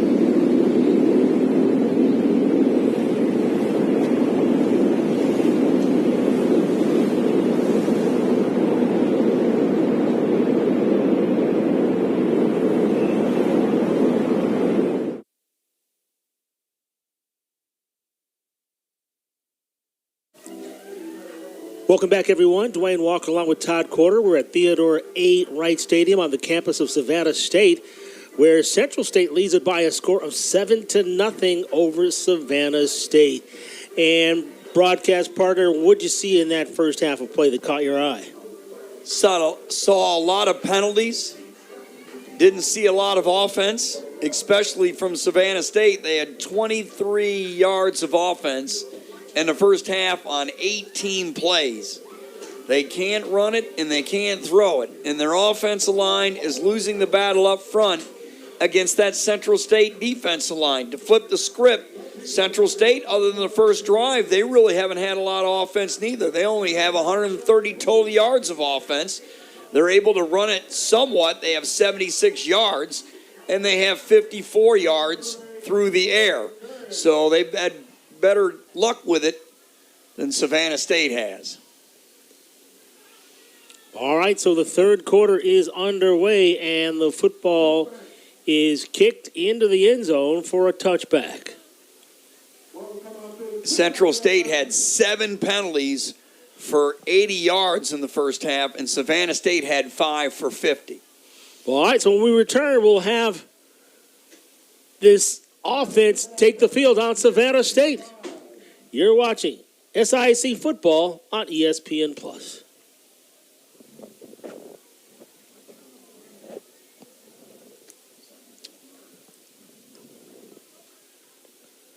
A little win is knowing someone's there for you.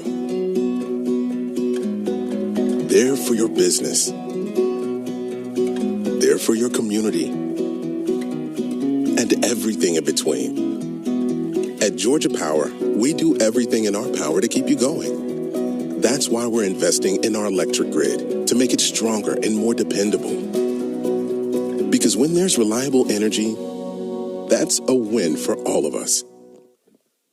For 15 years, the Home Depot Retool Your School program has been championing Offensively, they're going to get the ball first. in HBCUs. We've been right there with campus grants, scholarships, and career opportunities. Winning schools have seen their visions for upgrading their campuses and communities come to life through sustainability projects, as well as new places to connect, like innovation lounges and outdoor pavilions. As we celebrate 15 years of partnering with HBCUs, we're excited to keep the momentum going. Retool your school. We're powered by purpose.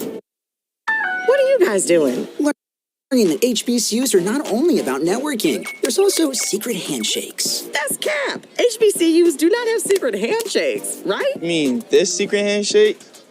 Cool. Wow, these guys are almost Cricket 5G fast. We're kidding. There's no such thing as a secret handshake. Or is there? Whoa, that's how you do it.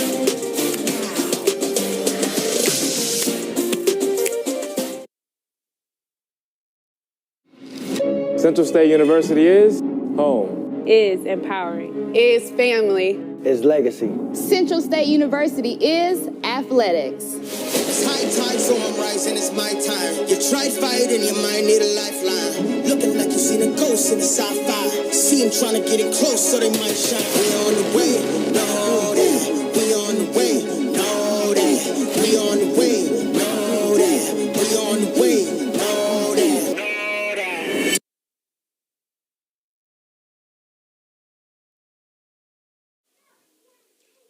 All right, so for the first time, Savannah State will have the football in the second half. And they have it at their own 25-yard line, first down and 10. Welcome in. Central State winning 7-0 against Savannah State. Adams, he keeps the football. He's running, but he's going to be tackled, and I mean rustled down to the ground. Carlos Carter picking up the aggression as he sacks the quarterback.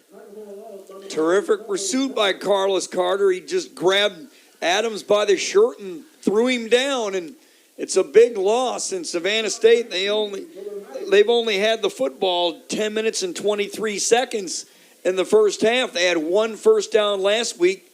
They only had 2 here in the first half. It's hard to win a football game if your offense doesn't have the ball.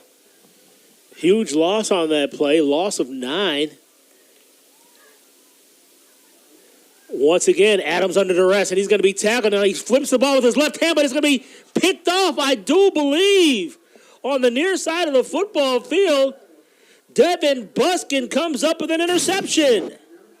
An ill-advised pass there by Adams and a terrific interception by Buskin. A diving interception which gives Central State terrific field position for their first possession here in the second half. I just don't understand why Adams threw the football. He should have taken the sack. Adams was trying to channeling Patrick Mahomes, but unfortunately that left-handed shuffle pass did not work. Well, he had no one open. Nobody was open. The only guy there was Buskin. Offensive coordinator Nick Trist is besides himself on the Savannah State sideline. Let's see if they go for the end zone here. Boney on the first down carry, and he's going to be stopped by Gary Davis Jr. on the first down and 10 from the 17-yard line. Wow. Partner, I thought Boney made the wrong read there and should have handed the ball off to Zay Price. Normally after a turnover like that, you take a shot at the end zone. You want to catch the other team while they're down, but they didn't do that. They opted for the run. I like the play call. I just think he should have gave the football to Price. He made the wrong read. Let's see if they give it to Price going along the left-hand side. Lots of room on the far side of the football field. Let's see. Boney, he throws over the middle, and it is caught. Caught by Cameron Hopkins. And that football is going to be placed at the 4-yard line. Look at them going no huddle, partner. Keeping them on their heels. Football marked at the 3-yard line. Sweep right. Price is almost right. It's going to be marked out at the 1-yard line. There you see our linesman down there marking that football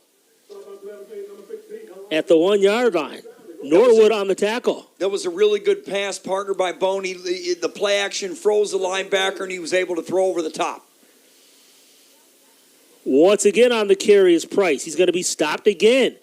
Grabbed along the legs by Bruton.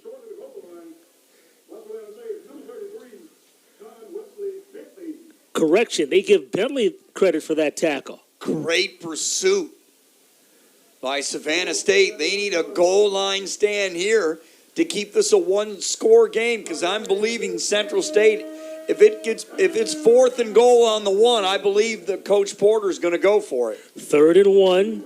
They've got a stack at the top of the formation. In Hopkins and Brock. Boney sweeping. He has a man, and it's not going to be in the end zone, however. Tried to hit Brock, but the football was underthrown. And now it's 4th down. That play stood no chance. It was not a good throw by Boney. He needed to throw the ball into the end zone instead of make Brock come back to the football out of the end zone. And we'll see, are they going to settle for a field goal here? They had the ball on the 1-yard line for 3 straight plays. And if you're Savannah State, this is huge to hold him to 3 points here if he makes the field goal. Wow, what a gut punch. 17-yard field goal attempt by Charez. There's the hole. The kick is up, and the kick is good. So with 11:48 to play in the second half, in the third quarter, I should say, a 17-yard field goal by Jose Charez gives Central State a 10-0 lead. There's a timeout on the field. We'll take 1, 2. You're watching SIAC football on ESPN+.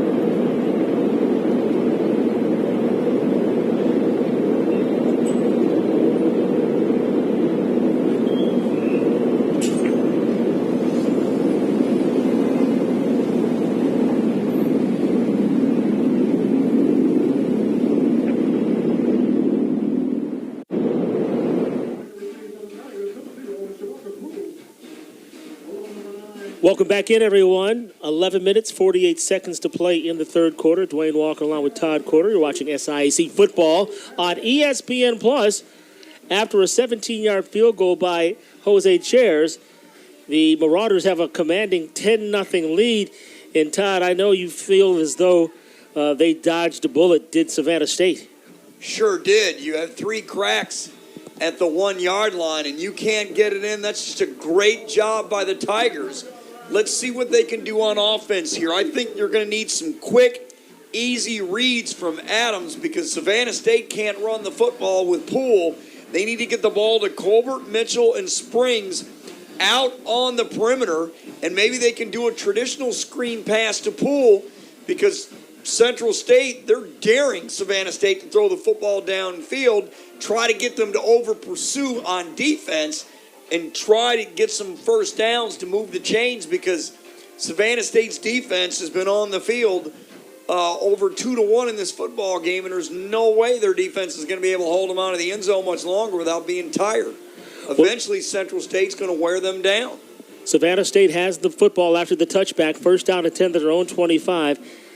Adams is the quarterback. Hampton is one of the running backs in the backfield. And they have a delay of game. I got to tell you something, partner, and I don't mean to be critical of this Savannah State offense, but at what point, if you're Coach Aaron Kelton, do you make the decision to go with your backup quarterback, Christian Burks, just as a change of pace to see if you can get something sparked? Well, we'll see. They're going to give Adams every chance to get it going. He is a second-team All-SIAC performer. And here he is with a football getting out to the 30-yard line. That was a good play. Yeah, absolutely. And you can see why they put so much trust in him as Dylan Purry came up with that tackle. He's like an extra running back in the backfield. Maybe some quarterback draws, some type of maybe a misdirection or reverse to try to get Central State to over pursue because they don't respect the deep ball at all. And again, I didn't say replace him. I just said give him a breather. Try something new. Adams on the quarterback keeper once again. Near side of the football field. He keeps his feet churning, and that's going to be a first down for Savannah State. That's their third first down of the game, and now we have a flag coming in on the play late. Don't know what happened on that play or who is going to be the culprit. If we have a couple of players laid out on the turf. Travion Searcy was the last one to get up from the pile. Boy, this is a huge call here. If this is against Savannah State, it's going to negate every positive thing they've done on this drive.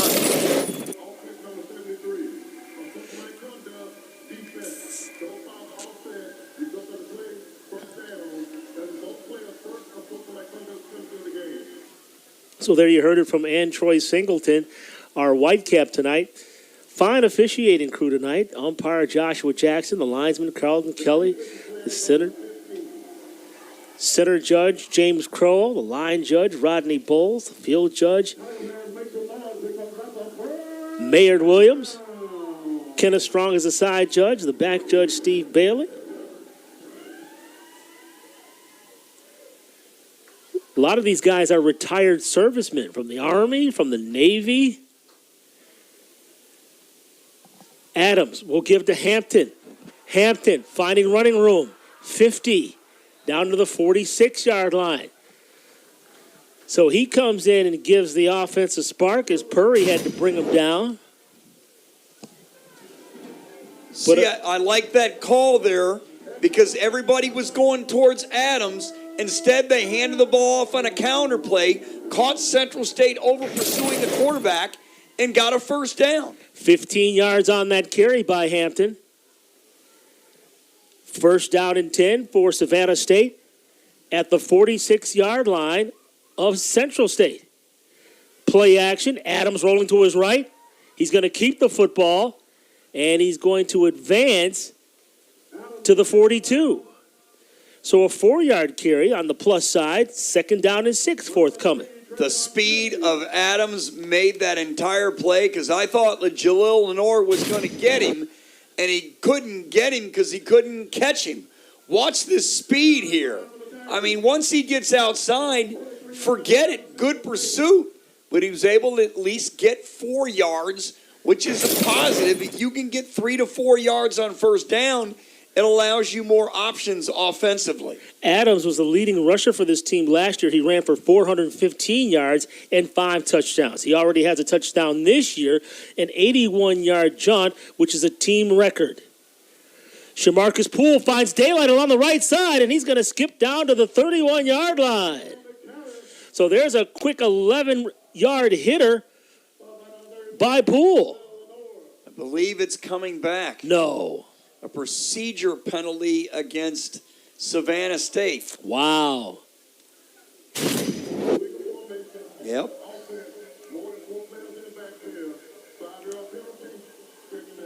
My goodness, they're kicking themselves in the foot. But I love the call again. A little bit of misdirection. Got the back to the outside. And unfortunately for the Tigers, all for naught. And now they're put in 2nd and 11. And they have been not successful today at all on 2nd and long or 3rd and long.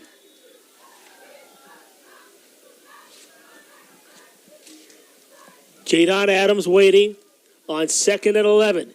Swing pass near side Poole. Poole, 45, 40, 35. And he's going to be roped up at the 34-yard line. So 13 yards on that connection. You see the difference? Quick read, get rid of the football, don't hold it, get some screen passes, try to spread Central State out, and get rid of the ball quickly. In the first half, he was holding the football too long. First down for Savannah State at the 35-yard line. Near side, the football is complete. First time we've called this young man's name all afternoon, and that's Deshaun Mitchell, the team's leading receiver last year. He caught 50 balls for 750 yards and 4 touchdowns, but only caught 1 ball last week. Now you've been successful with the screen passes.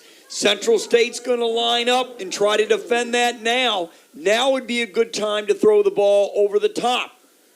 They've got some room on the far side of the field there. Defensive back, however, is playing up. Now he comes up more. Adams, they go for it, what you called. They had a receiver wide open. So, partner, what you called for them going over the top, far side of the football field. Deshaun Mitchell was out there dancing by his lonesome. He was wide open. He was absolutely wide open. They bit on the fake, and they over-pursued defensively, and all he had to do was look up and see Mitchell wide open downfield. Instead, he settled for the short pass. I might start calling you Coach Quarter. Seems like you're learning some stuff from your son, who was a football coach. Down the field, once you have the defense in, throw it over the top. 3rd down and 4 from the 29-yard line for Savannah State. Desperately looking to score. With that football, Poole finding some running room along the near side.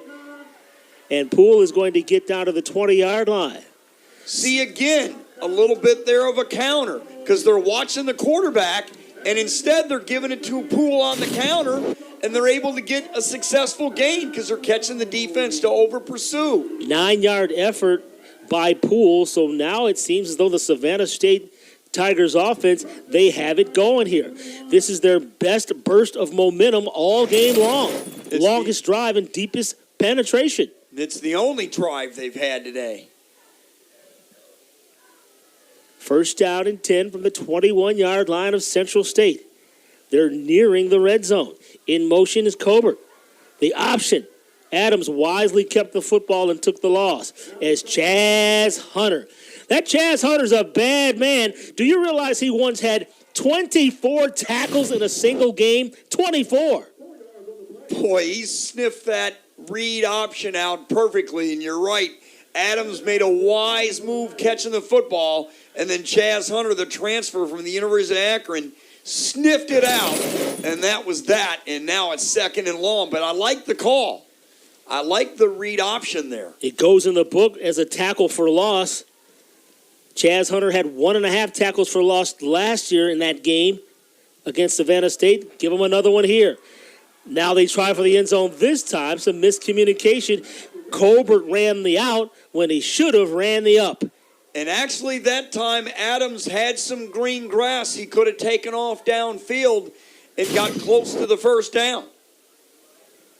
So a bit of confusion. Watch here as Demike Colbert he rolled out. He could have threw the ball. He could have ran the ball. Yes, plenty of space. Instead, there was miscommunication between the quarterback and the receiver, but he had green grass in front of him. The one time you want him to run it, he didn't. Big third down coming up right here for Savannah State. At the 23-yard line, the pass is going to be ruled an incompletion. They tried to get it to Shamarcus Poole, and the football fell to the ground, and that killed the play. So, boy, once again, Savannah State with an opportunity on that third down.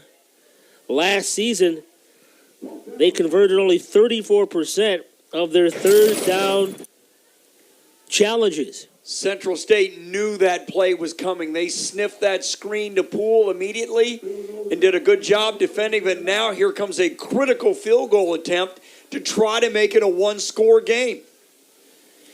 In the ball game right now, attempting a field goal is Jimmy Mai, the transfer from McPherson College, an NAIA school out of McPherson, Kansas. He will be attempting a 41-yard field goal. The snap, the hold, the kick, it's got plenty of legs. And those legs look good. So, how about it?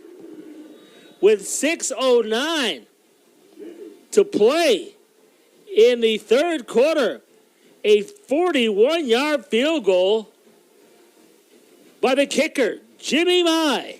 There's a timeout on the field. We'll take a timeout too. Central State leads by 3, 10-7. We'll be back.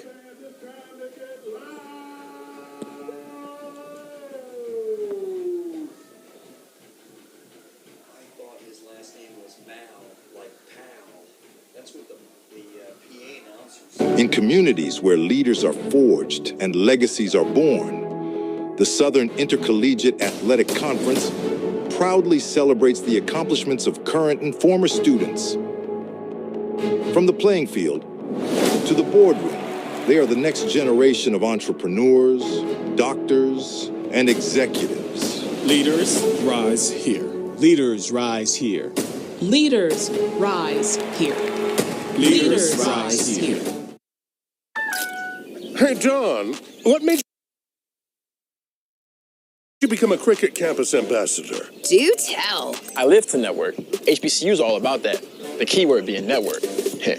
Oh, like a certain network that has speedy 5G? I see you could take a hint.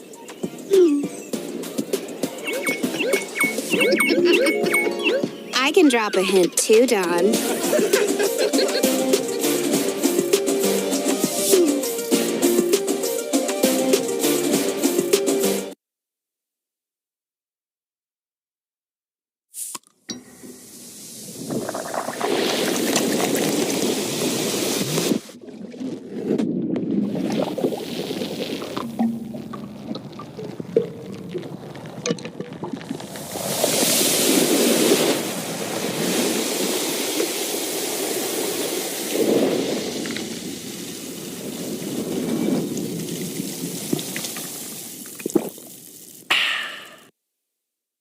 For 15 years, the Home Depot Retool Your School program has been championing HBCUs. We've been right there with campus grants, scholarships, and career opportunities. Winning schools have seen their visions for upgrading their campuses and communities come to life through sustainability projects, as well as new places to connect, like innovation lounges and outdoor pavilions. As we celebrate 15 years of partnering with HBCUs, we're excited to keep the momentum going. Retool your school. We're powered by purpose. Well, the Savannah State Tigers finally get on the scoreboard thanks to a 41-yard field goal by Jimmy Mai that my broadcast partner says may have been good from 50. Definitely could have been good from 50, no doubt about it. And as the great Dick Enberg would say, oh my, Jimmy my, we have a one-score game, 10-3, with 6 and 9 to play in the third quarter, and that was a huge kick. Oh my, oh my. Important series here defensively for the Tigers as we get a whistle. Lexington Matthews will kick the football off. Back deep is Jeremiah Cadet as well as Jaden Bossy. Bossy has one touchdown completion in the game. He connected on a 23-yard pass play to Brandon Brock. The only touchdown scored in this contest, which came in the first quarter of play, that gave Central State a 7-0 lead. We'll see if Central State, when they get the football on this drive, doesn't come up with a trick play themselves, a reverse, a double reverse, maybe another halfback pass. Who knows? Bossy from the 15, up to the 25, 35, 45, near midfield, and in comes a flag. We've got a fight here on the field, right at the 42-yard line. Bossy has a lot of speed on that far side of the field. I think we have multiple flags on the play. We'll have to let the officials sort this out. 35-yard return if it holds, but that remains to be seen. And they're going to give the kicker credit with that tackle. So you know it's never good if your kicker and or punter makes a tackle on a play.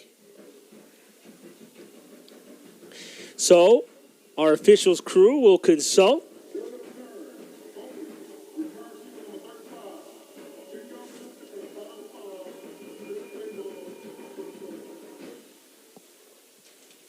So after the special teams penalty, Savannah State, they're going to move them back.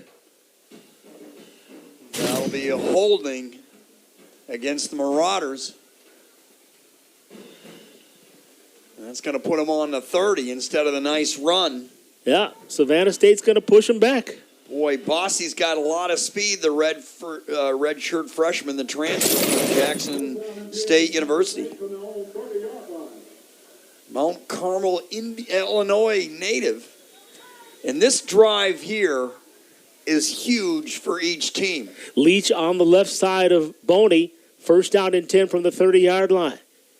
Boney will hand to Leach. Leach will creep forward, but he's going to be stopped in his tracks.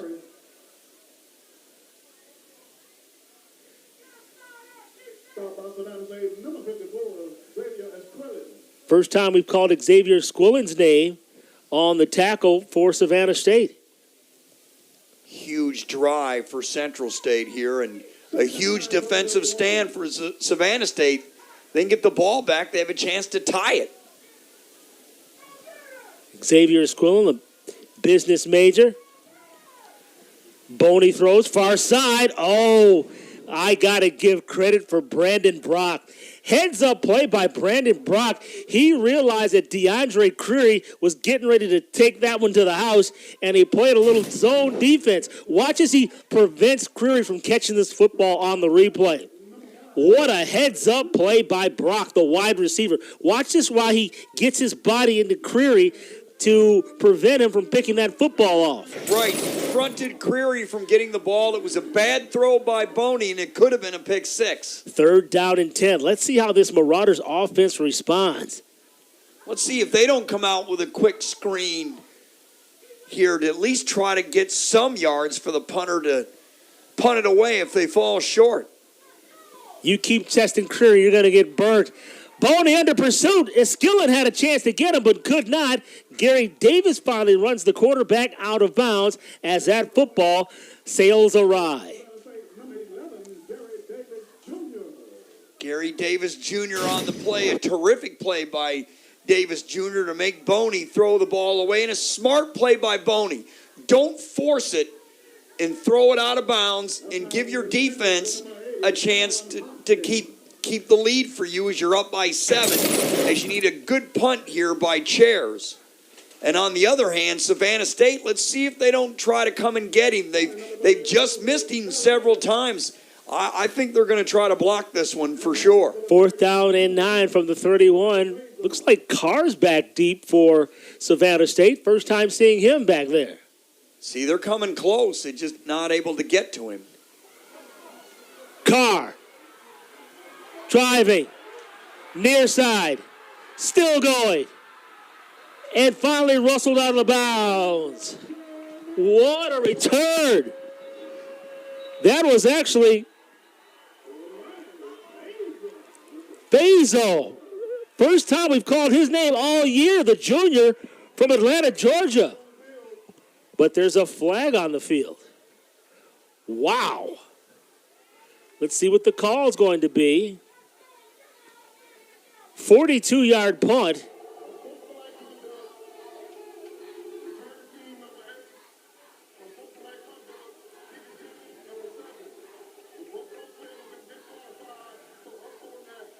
Ooh, wow.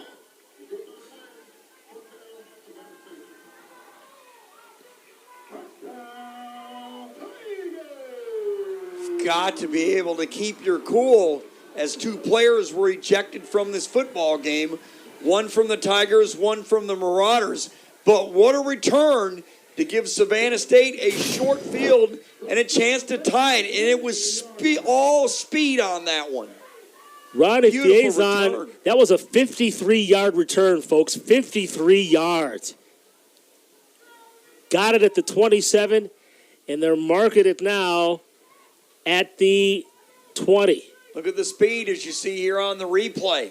Got to the near side of the field and set up the Tigers with excellent field position. And now we see Antroy Singleton will have something to say before he gets play underway. Waiting for him to blow that whistle. And here we go. First down and 10 for Savannah State. Second best opportunity of the game to score. Adams waiting for the snap. In motion comes Colbert. They hand to Poole. Poole finding daylight near side. Poole stiff arms a man down to the 15-yard line. He stiff armed Burry along the near side before skating out of bounds at the 15. So a 5-yard pickup. Instead of a counter, instead of misdirection, they decided to run right at Central State that time. Great job by that left side of the offensive line to give Poole a nice run on first down. Now it's much easier 2nd and 5 than 2nd and 10. It changes the entire play calling sequence. Last year, Savannah State was 26 of 33 in the red zone, and they scored 18 touchdowns in 33 opportunities.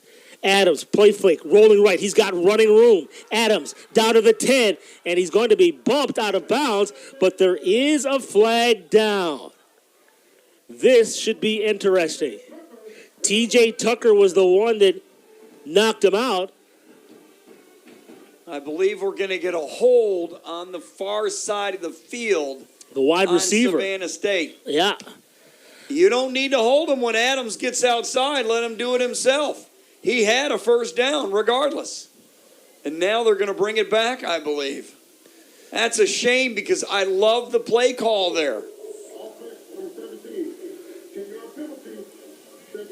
Yeah, that's unfortunate. So once again, when Savannah State has some momentum going, Deshaun Mitchell, the culprit on that last play, given the holding call. Yeah, in that situation, he really didn't have to hold. He had it already. Now it changes everything from a 2nd and 5 to a 2nd and 9. And actually, it would have been a first down. But the difference between 2nd and 5 and 2nd and 9 is huge when you're calling plays. In motion goes Poole. The pass is complete down to Carr. And the football is going to be marked at the 6-yard line. So a 13-yard pass play, and that's actually Faison. Nice route by Faison, a little curl inside the Central State zone. Adams recognized it and got it right to him on a nice pitch and catch. And now you have 1st and goal on the 5. Got to give Savannah State credit for going deep into the wide receiver rotation. Faison making an impact on special teams and in the receiving corps. Is that pass intended for Faison? Oh, but I love the coverage by Purry. Dylan Purry was spectacular there. He saved a touchdown. His timing was perfect to knock the pass away. As you see here, it was perfect. No penalty on the play, and it'll be 2nd and 5. Dylan Purry played football, baseball, basketball, and track in high school. You got to let Adams run and throw it here. It's got to be some type of option. If he can get outside, let him take his feet in. Here's a quarterback draw. And a great job of pursuing there. Wow. Nice tackle. Wrestled him down. Did Kenyon Smith. And now it's 3rd down. Smith, the 6'2 junior out of Cincinnati, Ohio. Haven't called his name a lot. I'm sure he wants to pick up his defensive intensity. He plays the nose guard position, and now he's jawing back and forth. 2 minutes and 26 seconds remaining in the 3rd quarter. And we have a timeout on the field. You know what, partner? I would go back to the counter here, get Adams go to the far side of the field, so let Central State over pursue and give it to Poole on a counter, and he can come to the near side and potentially get a touchdown. Go back to that well. It's been successful because Central State here, it's going to be tough for Savannah State, I believe, to throw for a touchdown. Adams is not exactly, it's not his strong suit to be able to try to throw the ball in a short field. 2 minutes, 26 seconds remaining. Now, you could get him to roll out and give him a run-pass option. And if you're Central State and you see him roll out, you can't over-pursue because he could throw the ball. You've got to cut down his angle and don't let him get outside, because if he gets outside, forget it. 2:26 remaining 3rd quarter. I see Deshaun Mitchell to the near side. Let's see if they try to toss it up in the air to him. Poole just off to the right. In motion comes Mitchell. Mitchell has the football, sweeping right. Mitchell still with the football, hurdles over a man, but he's going to be grabbed at the ankles. Just terrific pursuit by Central State defensively. Jalil Lenore missed the tackle, but it slowed down Mitchell long enough for his teammates to catch him, and now it's 4th down, and I believe if you're Savannah State, you've got to take the points that are given to you, make the field goal, and make this a 4-point game. Jazz Hunter was the one that brought him down, corralled him by his feet.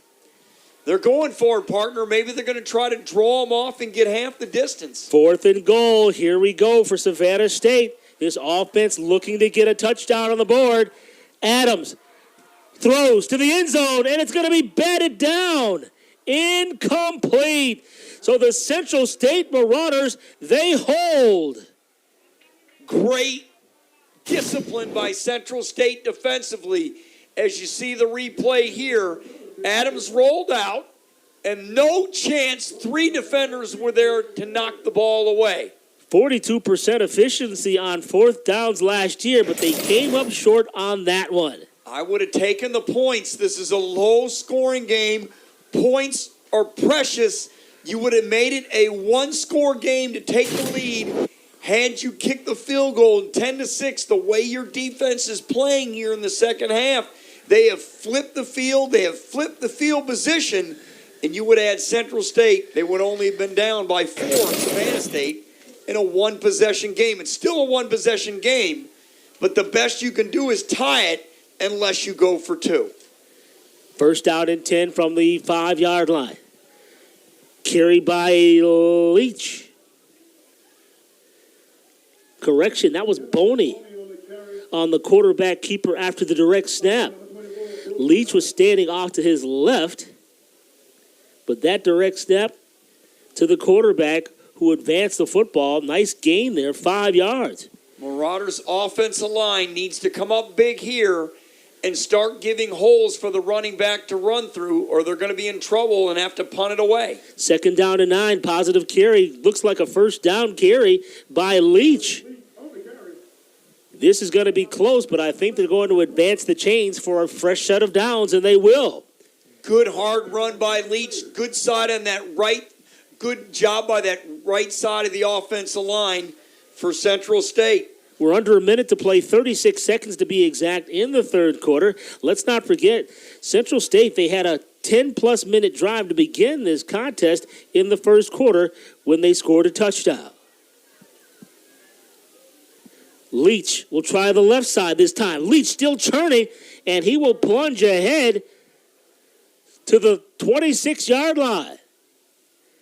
Last play, it was Samuel Young. This time they tried the other side and get great results. And it's a first down. I think Central State and their coaching staff, Coach Porter said, look, we're going to put our offensive line, we're going to put the offensive line on its back, and we're going to run the football down Savannah State's throat. Play Marty ball, and that's what they've done thus far. Well, that was a 12-yard effort, and that brings us to the conclusion of the third quarter. When we come back, we'll have the final frame with our score, Central State 10, Savannah State 3. You're watching SIAC football on ESPN+.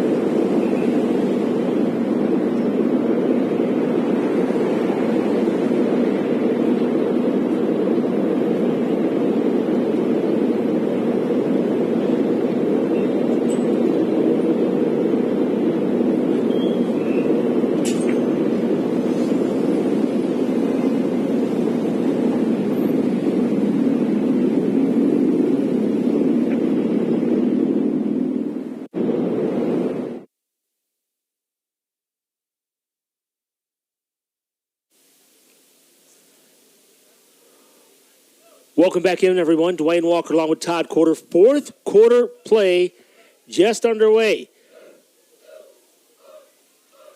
Central State with the football.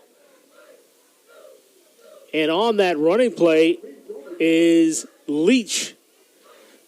Leach will get up past the 30-yard line, and they're going to mark it at the 32-yard line. So give them 6 on that carry. And going right back to the no huddle, so Savannah State cannot change personnel. I like that run by Leach. Good vision. Cut up the field, saw he had nothing on the near side. 2nd and 3. A flag goes down, and there's going to be an illegal procedure against the offense. So both teams, we've seen each of these teams, Todd.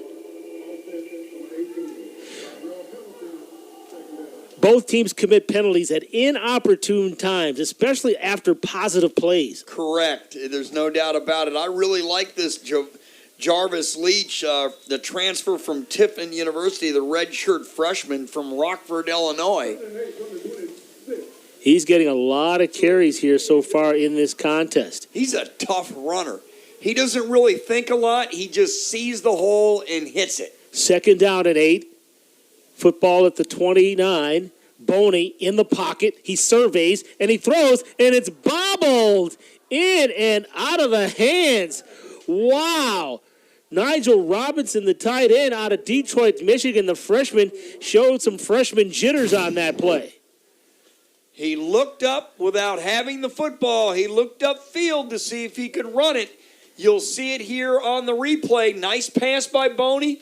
He was wide open, and he looked up without the football. Young man thought he was making his first career catch. It's a shame, unfortunately, for Central State, but now it's 3rd and long. Huge play here for Savannah State. You know, I found it interesting that they went away from the run, did Savannah State, when they really relied on their offensive line to get them a couple of first downs. 30% on 3rd downs last year. Boney, he's going to be grabbed at the ankles, and he's tackled. What a defensive play by Tony Roundtree. The huge defensive tackle for Savannah State. 6'3" and 325. And look at this tackle here on Boney by Roundtree. A shoelace-saving tackle. And now it gives Savannah State an opportunity for excellent field position. They came after chairs several times. Let's see if they can get a block punt for an easy touchdown. With that size, Tony Roundtree has aspirations of playing at the next level. His influences are Dexter Lawrence, the defensive end. Oh, that one was almost blocked. Chairs just gets it off. And that punt is going to be taken at the 46-yard line. So that's going to be just a 30-yard punt at the end of the day. Let me go back to when Savannah State decided to go for it on the Central State 4-yard line. See, if you had kicked the field goal, now you have a chance to take the lead. Analytics has really changed the game of football at the college level and the professional level, and you should have taken the points instead of chasing them. There's a timeout on the field. Why don't we take this timeout, too, with our score. Central State 10, Savannah State 3. Let's take timeout.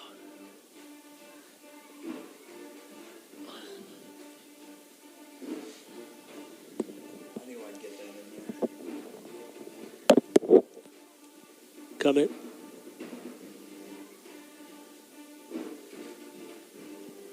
Can you get a shot of the officials, please?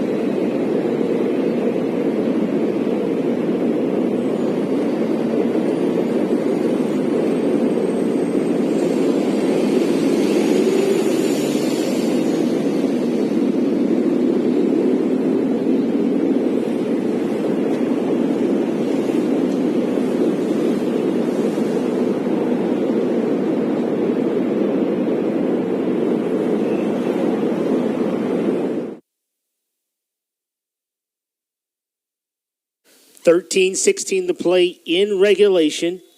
Savannah State has the football. They are trailing it by 7, 10-3. First down and 10 from their 45. Adams rolls out to his right, and it's in and out of the hands of the intended receiver, Colbert. So Demike Colbert should have come down with that football. They say, partner, if it hits your hands, you got to catch it. And unfortunately on that one, he did not. Let's see what Nick Trist does, the offensive coordinator for Savannah State here.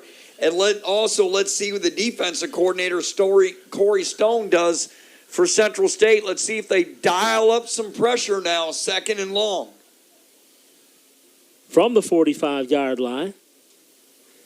Play action. It's dumped, and it's caught along the near side. That's Fowler. Fowler in the open, 30, 20-yard line. So let's give him credit for that.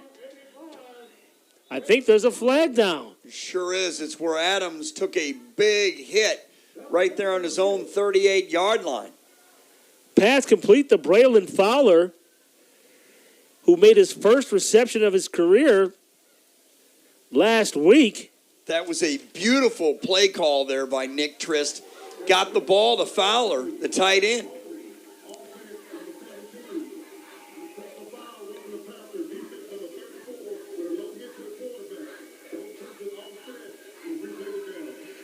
But once again, Todd, we've talked about, I've heard you say repeatedly, wow, I love the call after a penalty. That's the unfortunate part. You got to be disciplined on offense. And I know coming into this game, Coach Kelton wanted to concentrate on making positive plays. Boy, if there's not a holding there, it's a big gain, and it's 15 more yards as Central State there. They put a big hit on Adams, but it was definitely roughing the passer. And now it's 2nd and 10. Once again from the 45-yard line, Colbert in motion. They'll fake it to Hampton. Adams will keep, and Adams will be brought down. Jaleel Lenore on that tackle. There's a name we consistently call out. Yay, you heard the public address announcer say it behind me, Dennis Little, to back me up. 3rd and long here. I'm really interested in what Savannah State is going to call here. Central State is daring them to throw the football downfield, even on 3rd and long situations. They don't believe they can beat them up top. Boy, Jaleel Lenore playing with a lot of energy. He had an interception in the game last year. Let's see if he can produce another one here. Adams back to pass on 3rd down. He's under duress. He throws the football, and it's going to be caught by Colbert. Colbert stiff arms a man down to the 35, and he will barrel his net way down to the 30-yard line. 23-yard pass play to Demike Colbert. The feet of Adams made that play. He was able to buy himself enough time. He had the presence to look downfield and find Colbert wide open for the first down. A beautiful play here. Terrific. First down and 10 at the 30-yard line of Central State for Savannah State. They hand it to Hampton. Hampton juking and diving, and he's near first down yardage. He actually has first down yardage.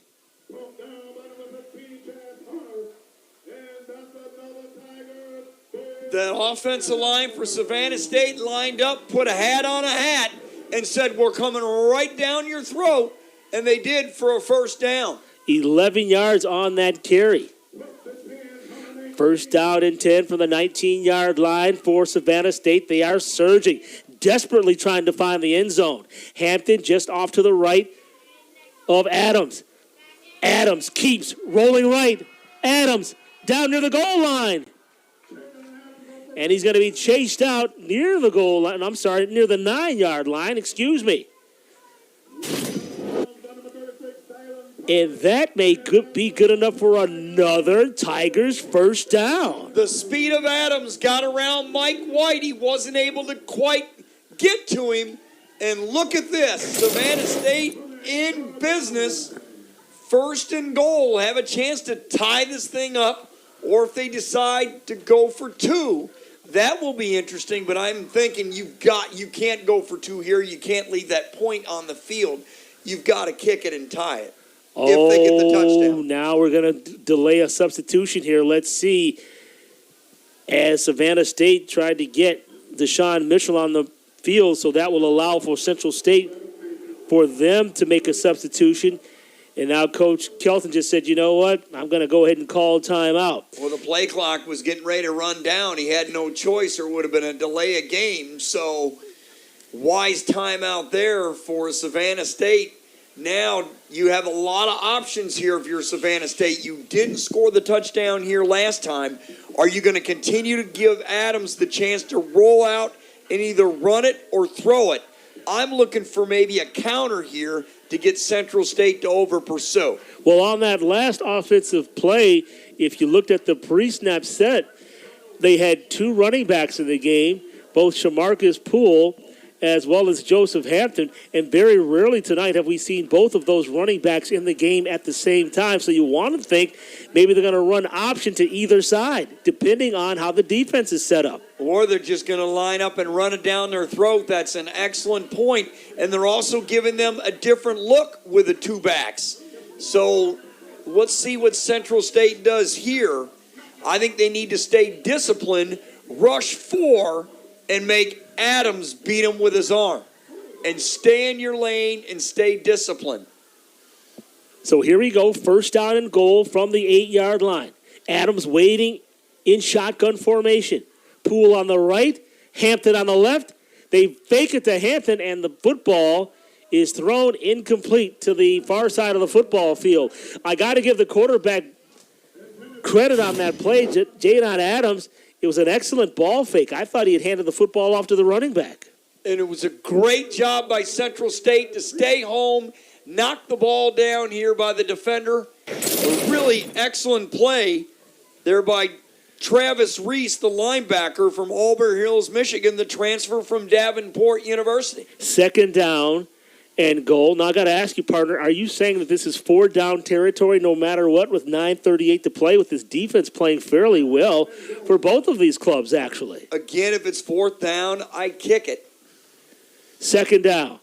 They're going to give it. Sweeping right, and there's a flag down. I believe we're going to get a horse collar there.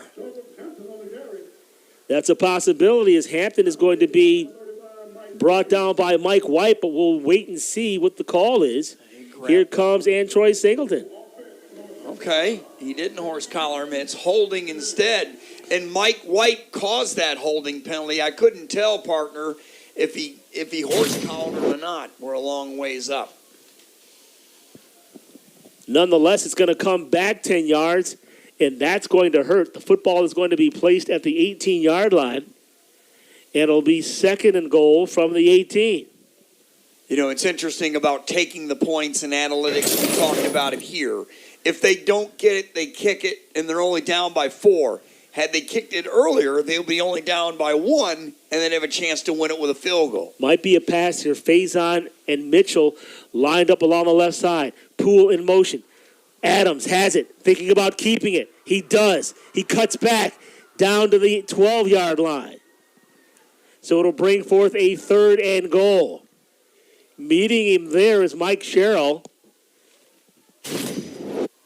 On the defensive side, Michael Sherrill out of Miami, Florida. He's the senior. Good coverage partner by the Central State secondary. They also stayed home. Adams did a good job tucking it and running and getting as far as he could. But great job in that secondary by the Marauders, as no one was open. And Adams made the right decision by tucking it and running and get as far as he could get. Braylon Fowler in the game at tight end now. Let's see if they try to go to him on a 3rd down and goal. From the 12, Adams gets the football. He wants to run, but he's going to be corralled by Mike White. There he is, folks. 6 tackles for loss in this game last year, including 5 sacks. Comes up with a huge play there. That was a straight-up draw. There was no question Adams had no interest in throwing the pass here. Mike White sniffed it out and brought him down for 4th down.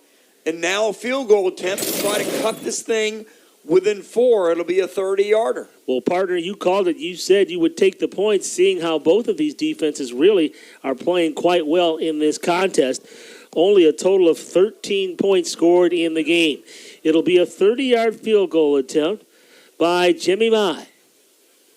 There's the snap, the hold, the kick. It's going to be deflected. There's another block.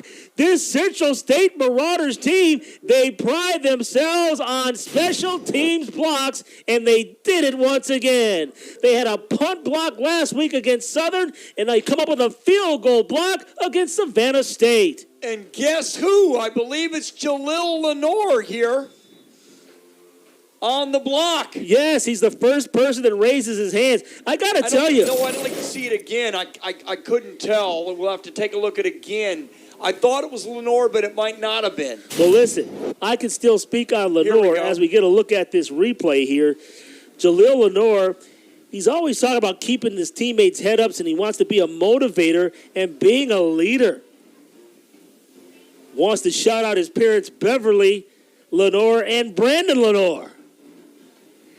Only reason why I say it's him because he's jumped up and leaped up. We'll get an official on who blocked that particular field goal attempt. But you got to take your hats off to this Central State squad. And we talked to Coach Kevin Porter about his special teams. And remember, last year they were like 4th in the nation on blocks. On blocks. What a time to get one. I don't think it was Lenore. Like I said, we don't have, you mentioned earlier, kind of hard to tell from the scoreboard from where we are who got a piece of that football. But what a huge, huge play by the Marauders special teams to keep it a 7-point game. You know what? If Savannah State scores a touchdown and they have a chance to win it, potentially, I'm looking ahead, obviously, do they go for the 2 or do they kick the extra point and play for overtime? We'll see. That's down the line. But for Central State now, you block the kick. It's up to your offensive line, the big uglies up front, to take that ball, chew some yards, run some clock, and put away this game and try to salt it away. And don't give Savannah State another shot at it. And here's what I'm amazed at. I'm amazed that Kevin Porter and this Central State team, they make this like a part of their program. Like blocking kicks is like they use it as a weapon. And he gives credit to defensive coordinator Corey Stone for making that come alive on special teams. Well, as Keith Jackson used to say, special teams, special teams, special teams. And they were huge there from the Marauders. And let's see what they do with it. Let's see if they just decide to go ahead and run it right down their throat, or do they do a play action pass on first down and try to go for the long ball? 7 minutes and 33 seconds to play in regulation. The Central State offense, they have the football. Their offensive coordinator, Anthony Armstrong, actually played for Coach Porter back in the day at Point. First down and 10 at the 20. Boney will hand the football off, running to the left for a short gain, if any. Leach may have gotten a yard, depending on the mark. A host of Savannah State Tigers there, but last one getting up was Tony Roundtree, the big defensive tackle who had a big sack earlier. Had a half a sack against Auburn last week. Not Auburn, excuse me, Southern. That's all right.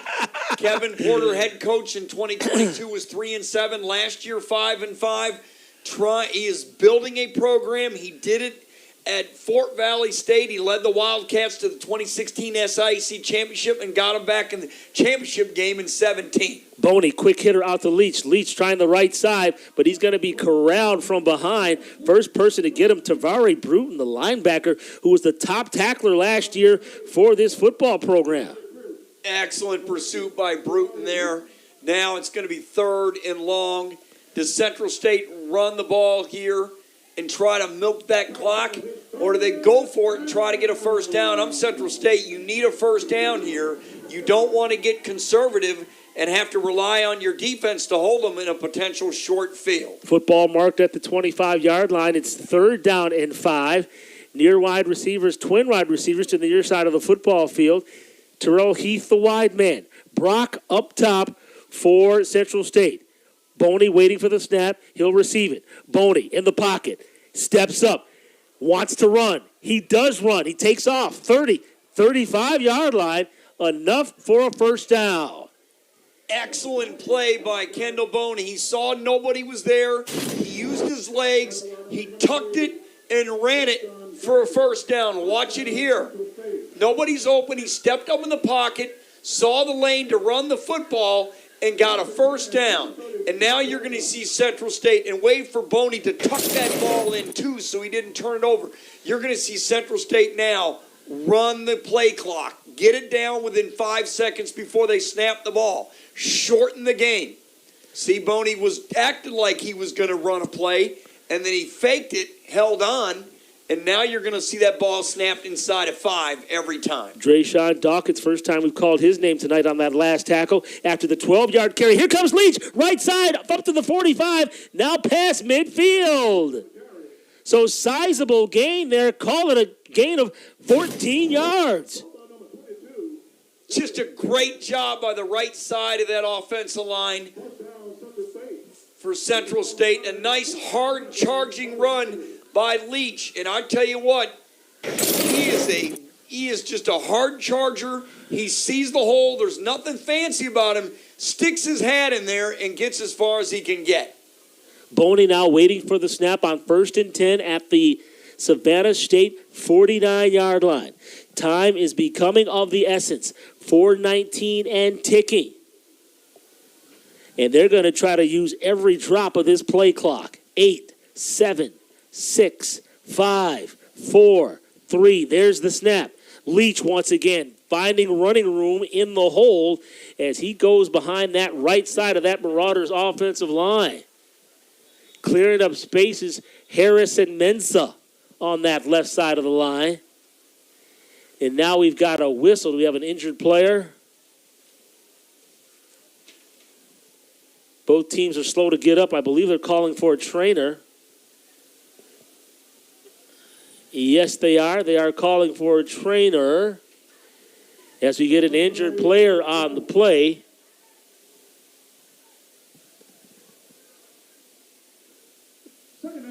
Mensah Harrison was the injured player. That's correct. So after the sequence, 2nd down now and 6 after the 4-yard gain. Well, there's only one timeout left for Savannah State. So look for them to snap the ball with 3 seconds or less now. 3 seconds as it is. 8, 5, 4, 3. There is the snap. Boney, right side, tried to get it to Leach, but out past his outstretched arms, incomplete. That was actually intended for Zay Price. I'm surprised Central State threw the ball there. I thought they would keep running it, keep milking the timeout. The incompletion now stops the clock, and it's 3rd and a long 6. So it'll be interesting to see what they do here. Maybe a quarterback draw, something safe, make Savannah State use its final timeout, and if you have to, at worst, punt the football. I think you're going to run the football, perhaps give it to Zay Price because you don't want to throw and risk an incomplete pass. Right. Price waiting, and yes, they hand it to Price. Now it's a reverse. Coming back is Cadet. Cadet, right side, 1st down yardage. Does he get it depending on the mark? And he does. Oh my, they went to the cabinet and they dish out a first down. We mentioned it earlier. Here's the reverse. Here it is, a double reverse, getting Savannah State to over pursue. And you see Cadet there just kept his hand on the turf, which allowed him to get the first down. Wow. Good job by Cadet. His hand on the turf kept him from having his knee hit the turf and falling short of the first down. New stack of downs with 2:37 to play. Football at the Savannah State 39-yard line. Boney will hand to Dunford. Dunford gets his first carry of the afternoon, or of the evening, I should say, and he will barrel ahead down to the 38-yard line. Boy, that's a load there, number 44. Amir Phillips gets credit for that tackle as the clock at 2:12. Let's see if there's a timeout called. Yep, it is. They have none left, and they had to do it. They had to call a timeout there. Now the defense has to stop them here, partner. Another first down, and the game's over. Well, they'll actually get another timeout at the 2-minute warning because there have been changes in the NCAA in football where the clock will stop at 2 minutes. So, in essence, it's a 2-minute warning. Right, in essence it is, but you're right. The 2-minute warning allows the extra timeout. I think that's huge in this circumstance. But if Central State gets a first down, the game's over. But if they don't get a first down, it'll bring up a third down situation, and the clock will stop at 2 minutes. So realistically, they could get the football back. Right, but not with a lot of time left. So if Central State gets one more first down, it's basically over. Now, here's the thing. Central State's going to run the ball here. I'd be shocked if they put it in the air. They're going to run the ball, chew some clock, and at worst, which is not a bad thing here, is punt and pin them deep and make them go the length of the field with little time left. I would be absolutely floored if they threw the football here.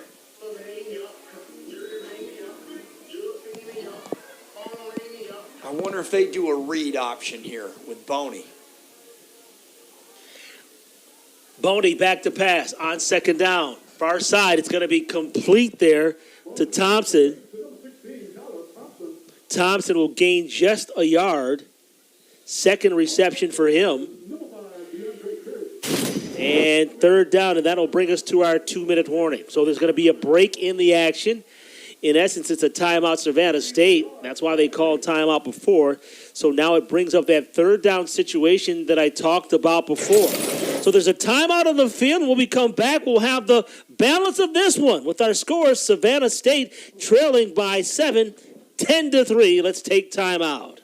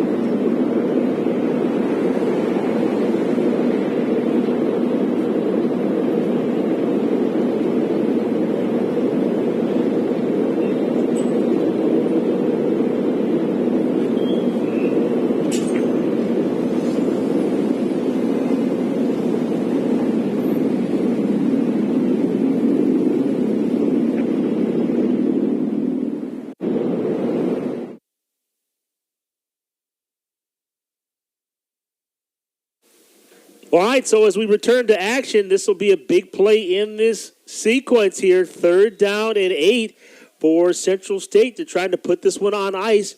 They're at the 37-yard line of Savannah State. Boney waiting in shotgun formation. He'll roll out to his right. He's under pressure. He'll circle back to the left. Now he'll go back to the right, and he will wisely throw the football out of bounds. Don't know why he would throw it out of bounds instead of just taking the sack.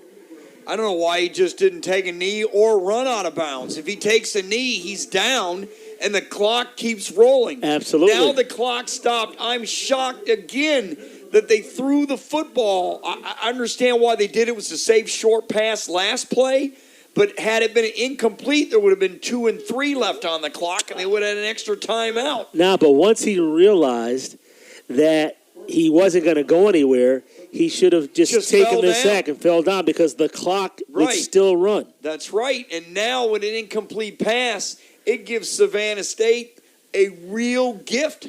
And they may come after the punter again here because they have several times they came close to blocking Chair's punt. You're Savannah State, you got to try to block it because you're not going to get great field position unless you get a miraculous return for a touchdown. You have got to try to block this kick, and maybe you can pick it up, get an easy score. Or you'll at least get great field position. I am just shocked that Central State did not run the football there. It would have taken another, 40 seconds off the clock? We would have had just a little over a minute left in the game. Well, first things first, they are lined up to punt. Jose Chairs is set to punt. The long snapper in this situation is Kenny Carasquillo. He's the multi-sport athlete who was actually a wrestling champion in states and districts down in Orlando. He was a champion down there.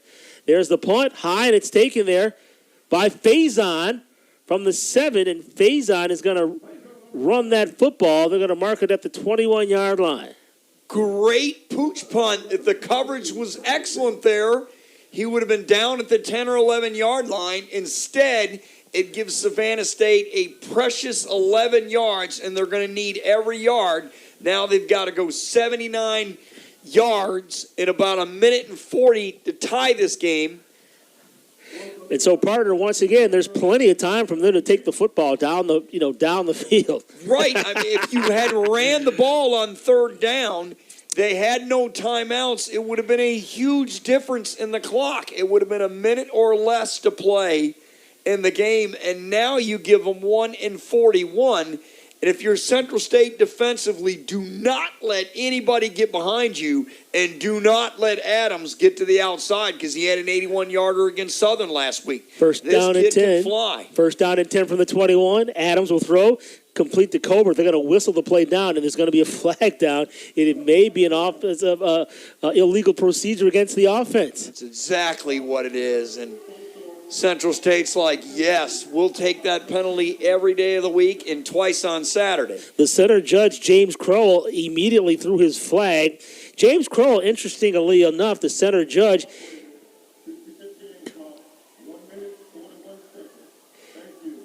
James Crowell is a 25-year Army veteran who recently retired. So they're going to ask Roderick Wright, our game clock operator, to put 1 minute and 41 seconds back on the clock. So here we go. First down and 15 from the 16 for Savannah State. Adams has the football. He's in the pocket. He steps up. He rolls right, and he wisely throws the football away. You see the defense, the DBs and the linebackers, they're all dropping back 10 to 15 yards plus in coverage. They don't want anything over the top to beat them deep. Keep the play in front of you if you're Central State and rush 4. Carlos Carter was in hot pursuit of him. Carlos Carter from the Washington, D.C. area, Todd, he has a foundation. He has an NIL deal. Really? Yeah, with his dad, John Carter, and they fight against gun violence. They do a lot of charity work. They raise money, and he has a mentor program. So shouts out to Carlos. Adams is going to be swarmed under. And guess who's there? Chaz Hunter. Wow, who could see that coming? So, you know what? Bless them for doing what they're doing off the field. That will go down as a sack for Chaz Hunter. Wow, so now it's 3rd and forever, and you'll see Central State, they're only going to rush 3 here. Second sack of the season there for Chaz. That pass is complete on the near side of the football field. It'll go on the books as a 6-yard pass play. but it brings up 4th down and 12. And you have to have it here. The game's over. You're going to see Central State still, they'll give them anything. They'll give them the short stuff, but nothing deep. They'll let them catch the ball and tackle them. Nothing over the top. We're under a minute to play, 58 seconds to be exact. 4 wide receivers in the game, trips to the top on a 4th down and 12. This is for the game right now. 4th down and 12 from the 19. Adams has it. He looks, he throws. It's going to be picked off. Picked off. Buskin comes up with his 2nd interception of the game. I'm not sure what Adams was thinking there.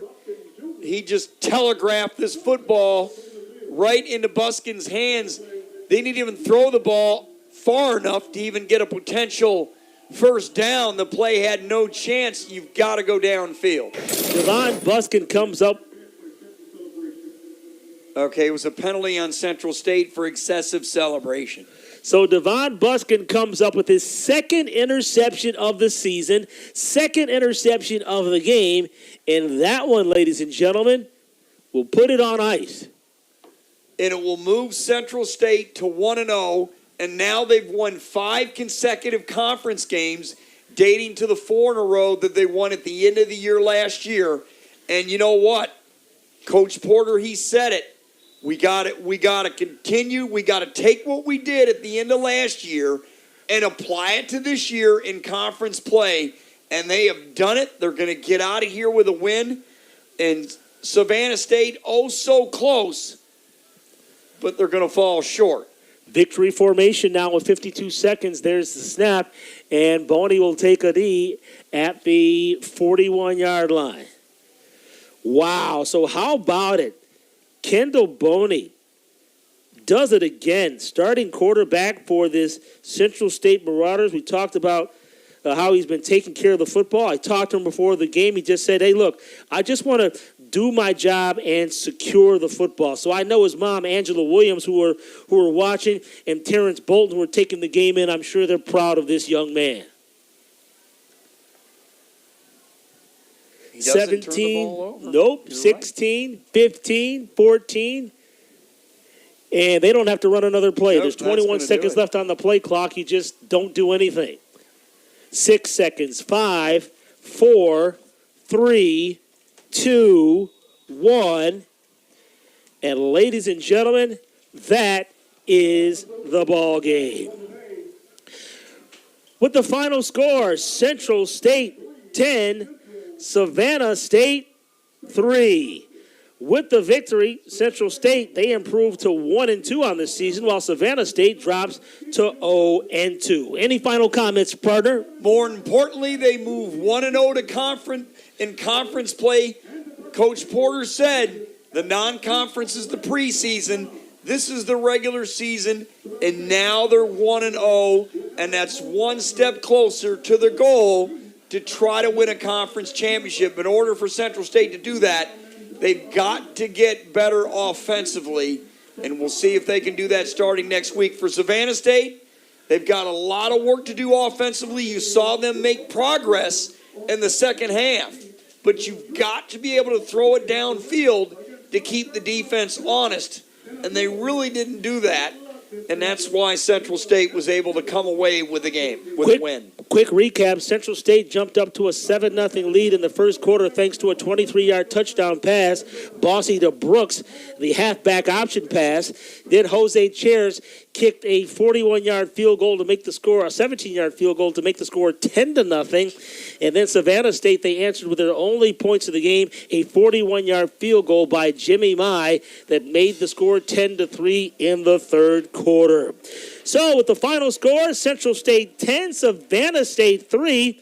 Just a reminder that all games airing on the ESPN networks are streaming live and archived on the ESPN app. For my partner, Todd Corder, and producer Roosevelt, and cameras Lauren, Dylan, and Travis, I'm Dwayne Walker bidding you a pleasant good evening from Savannah, Georgia. This has been a presentation of the SIAC on ESPN+.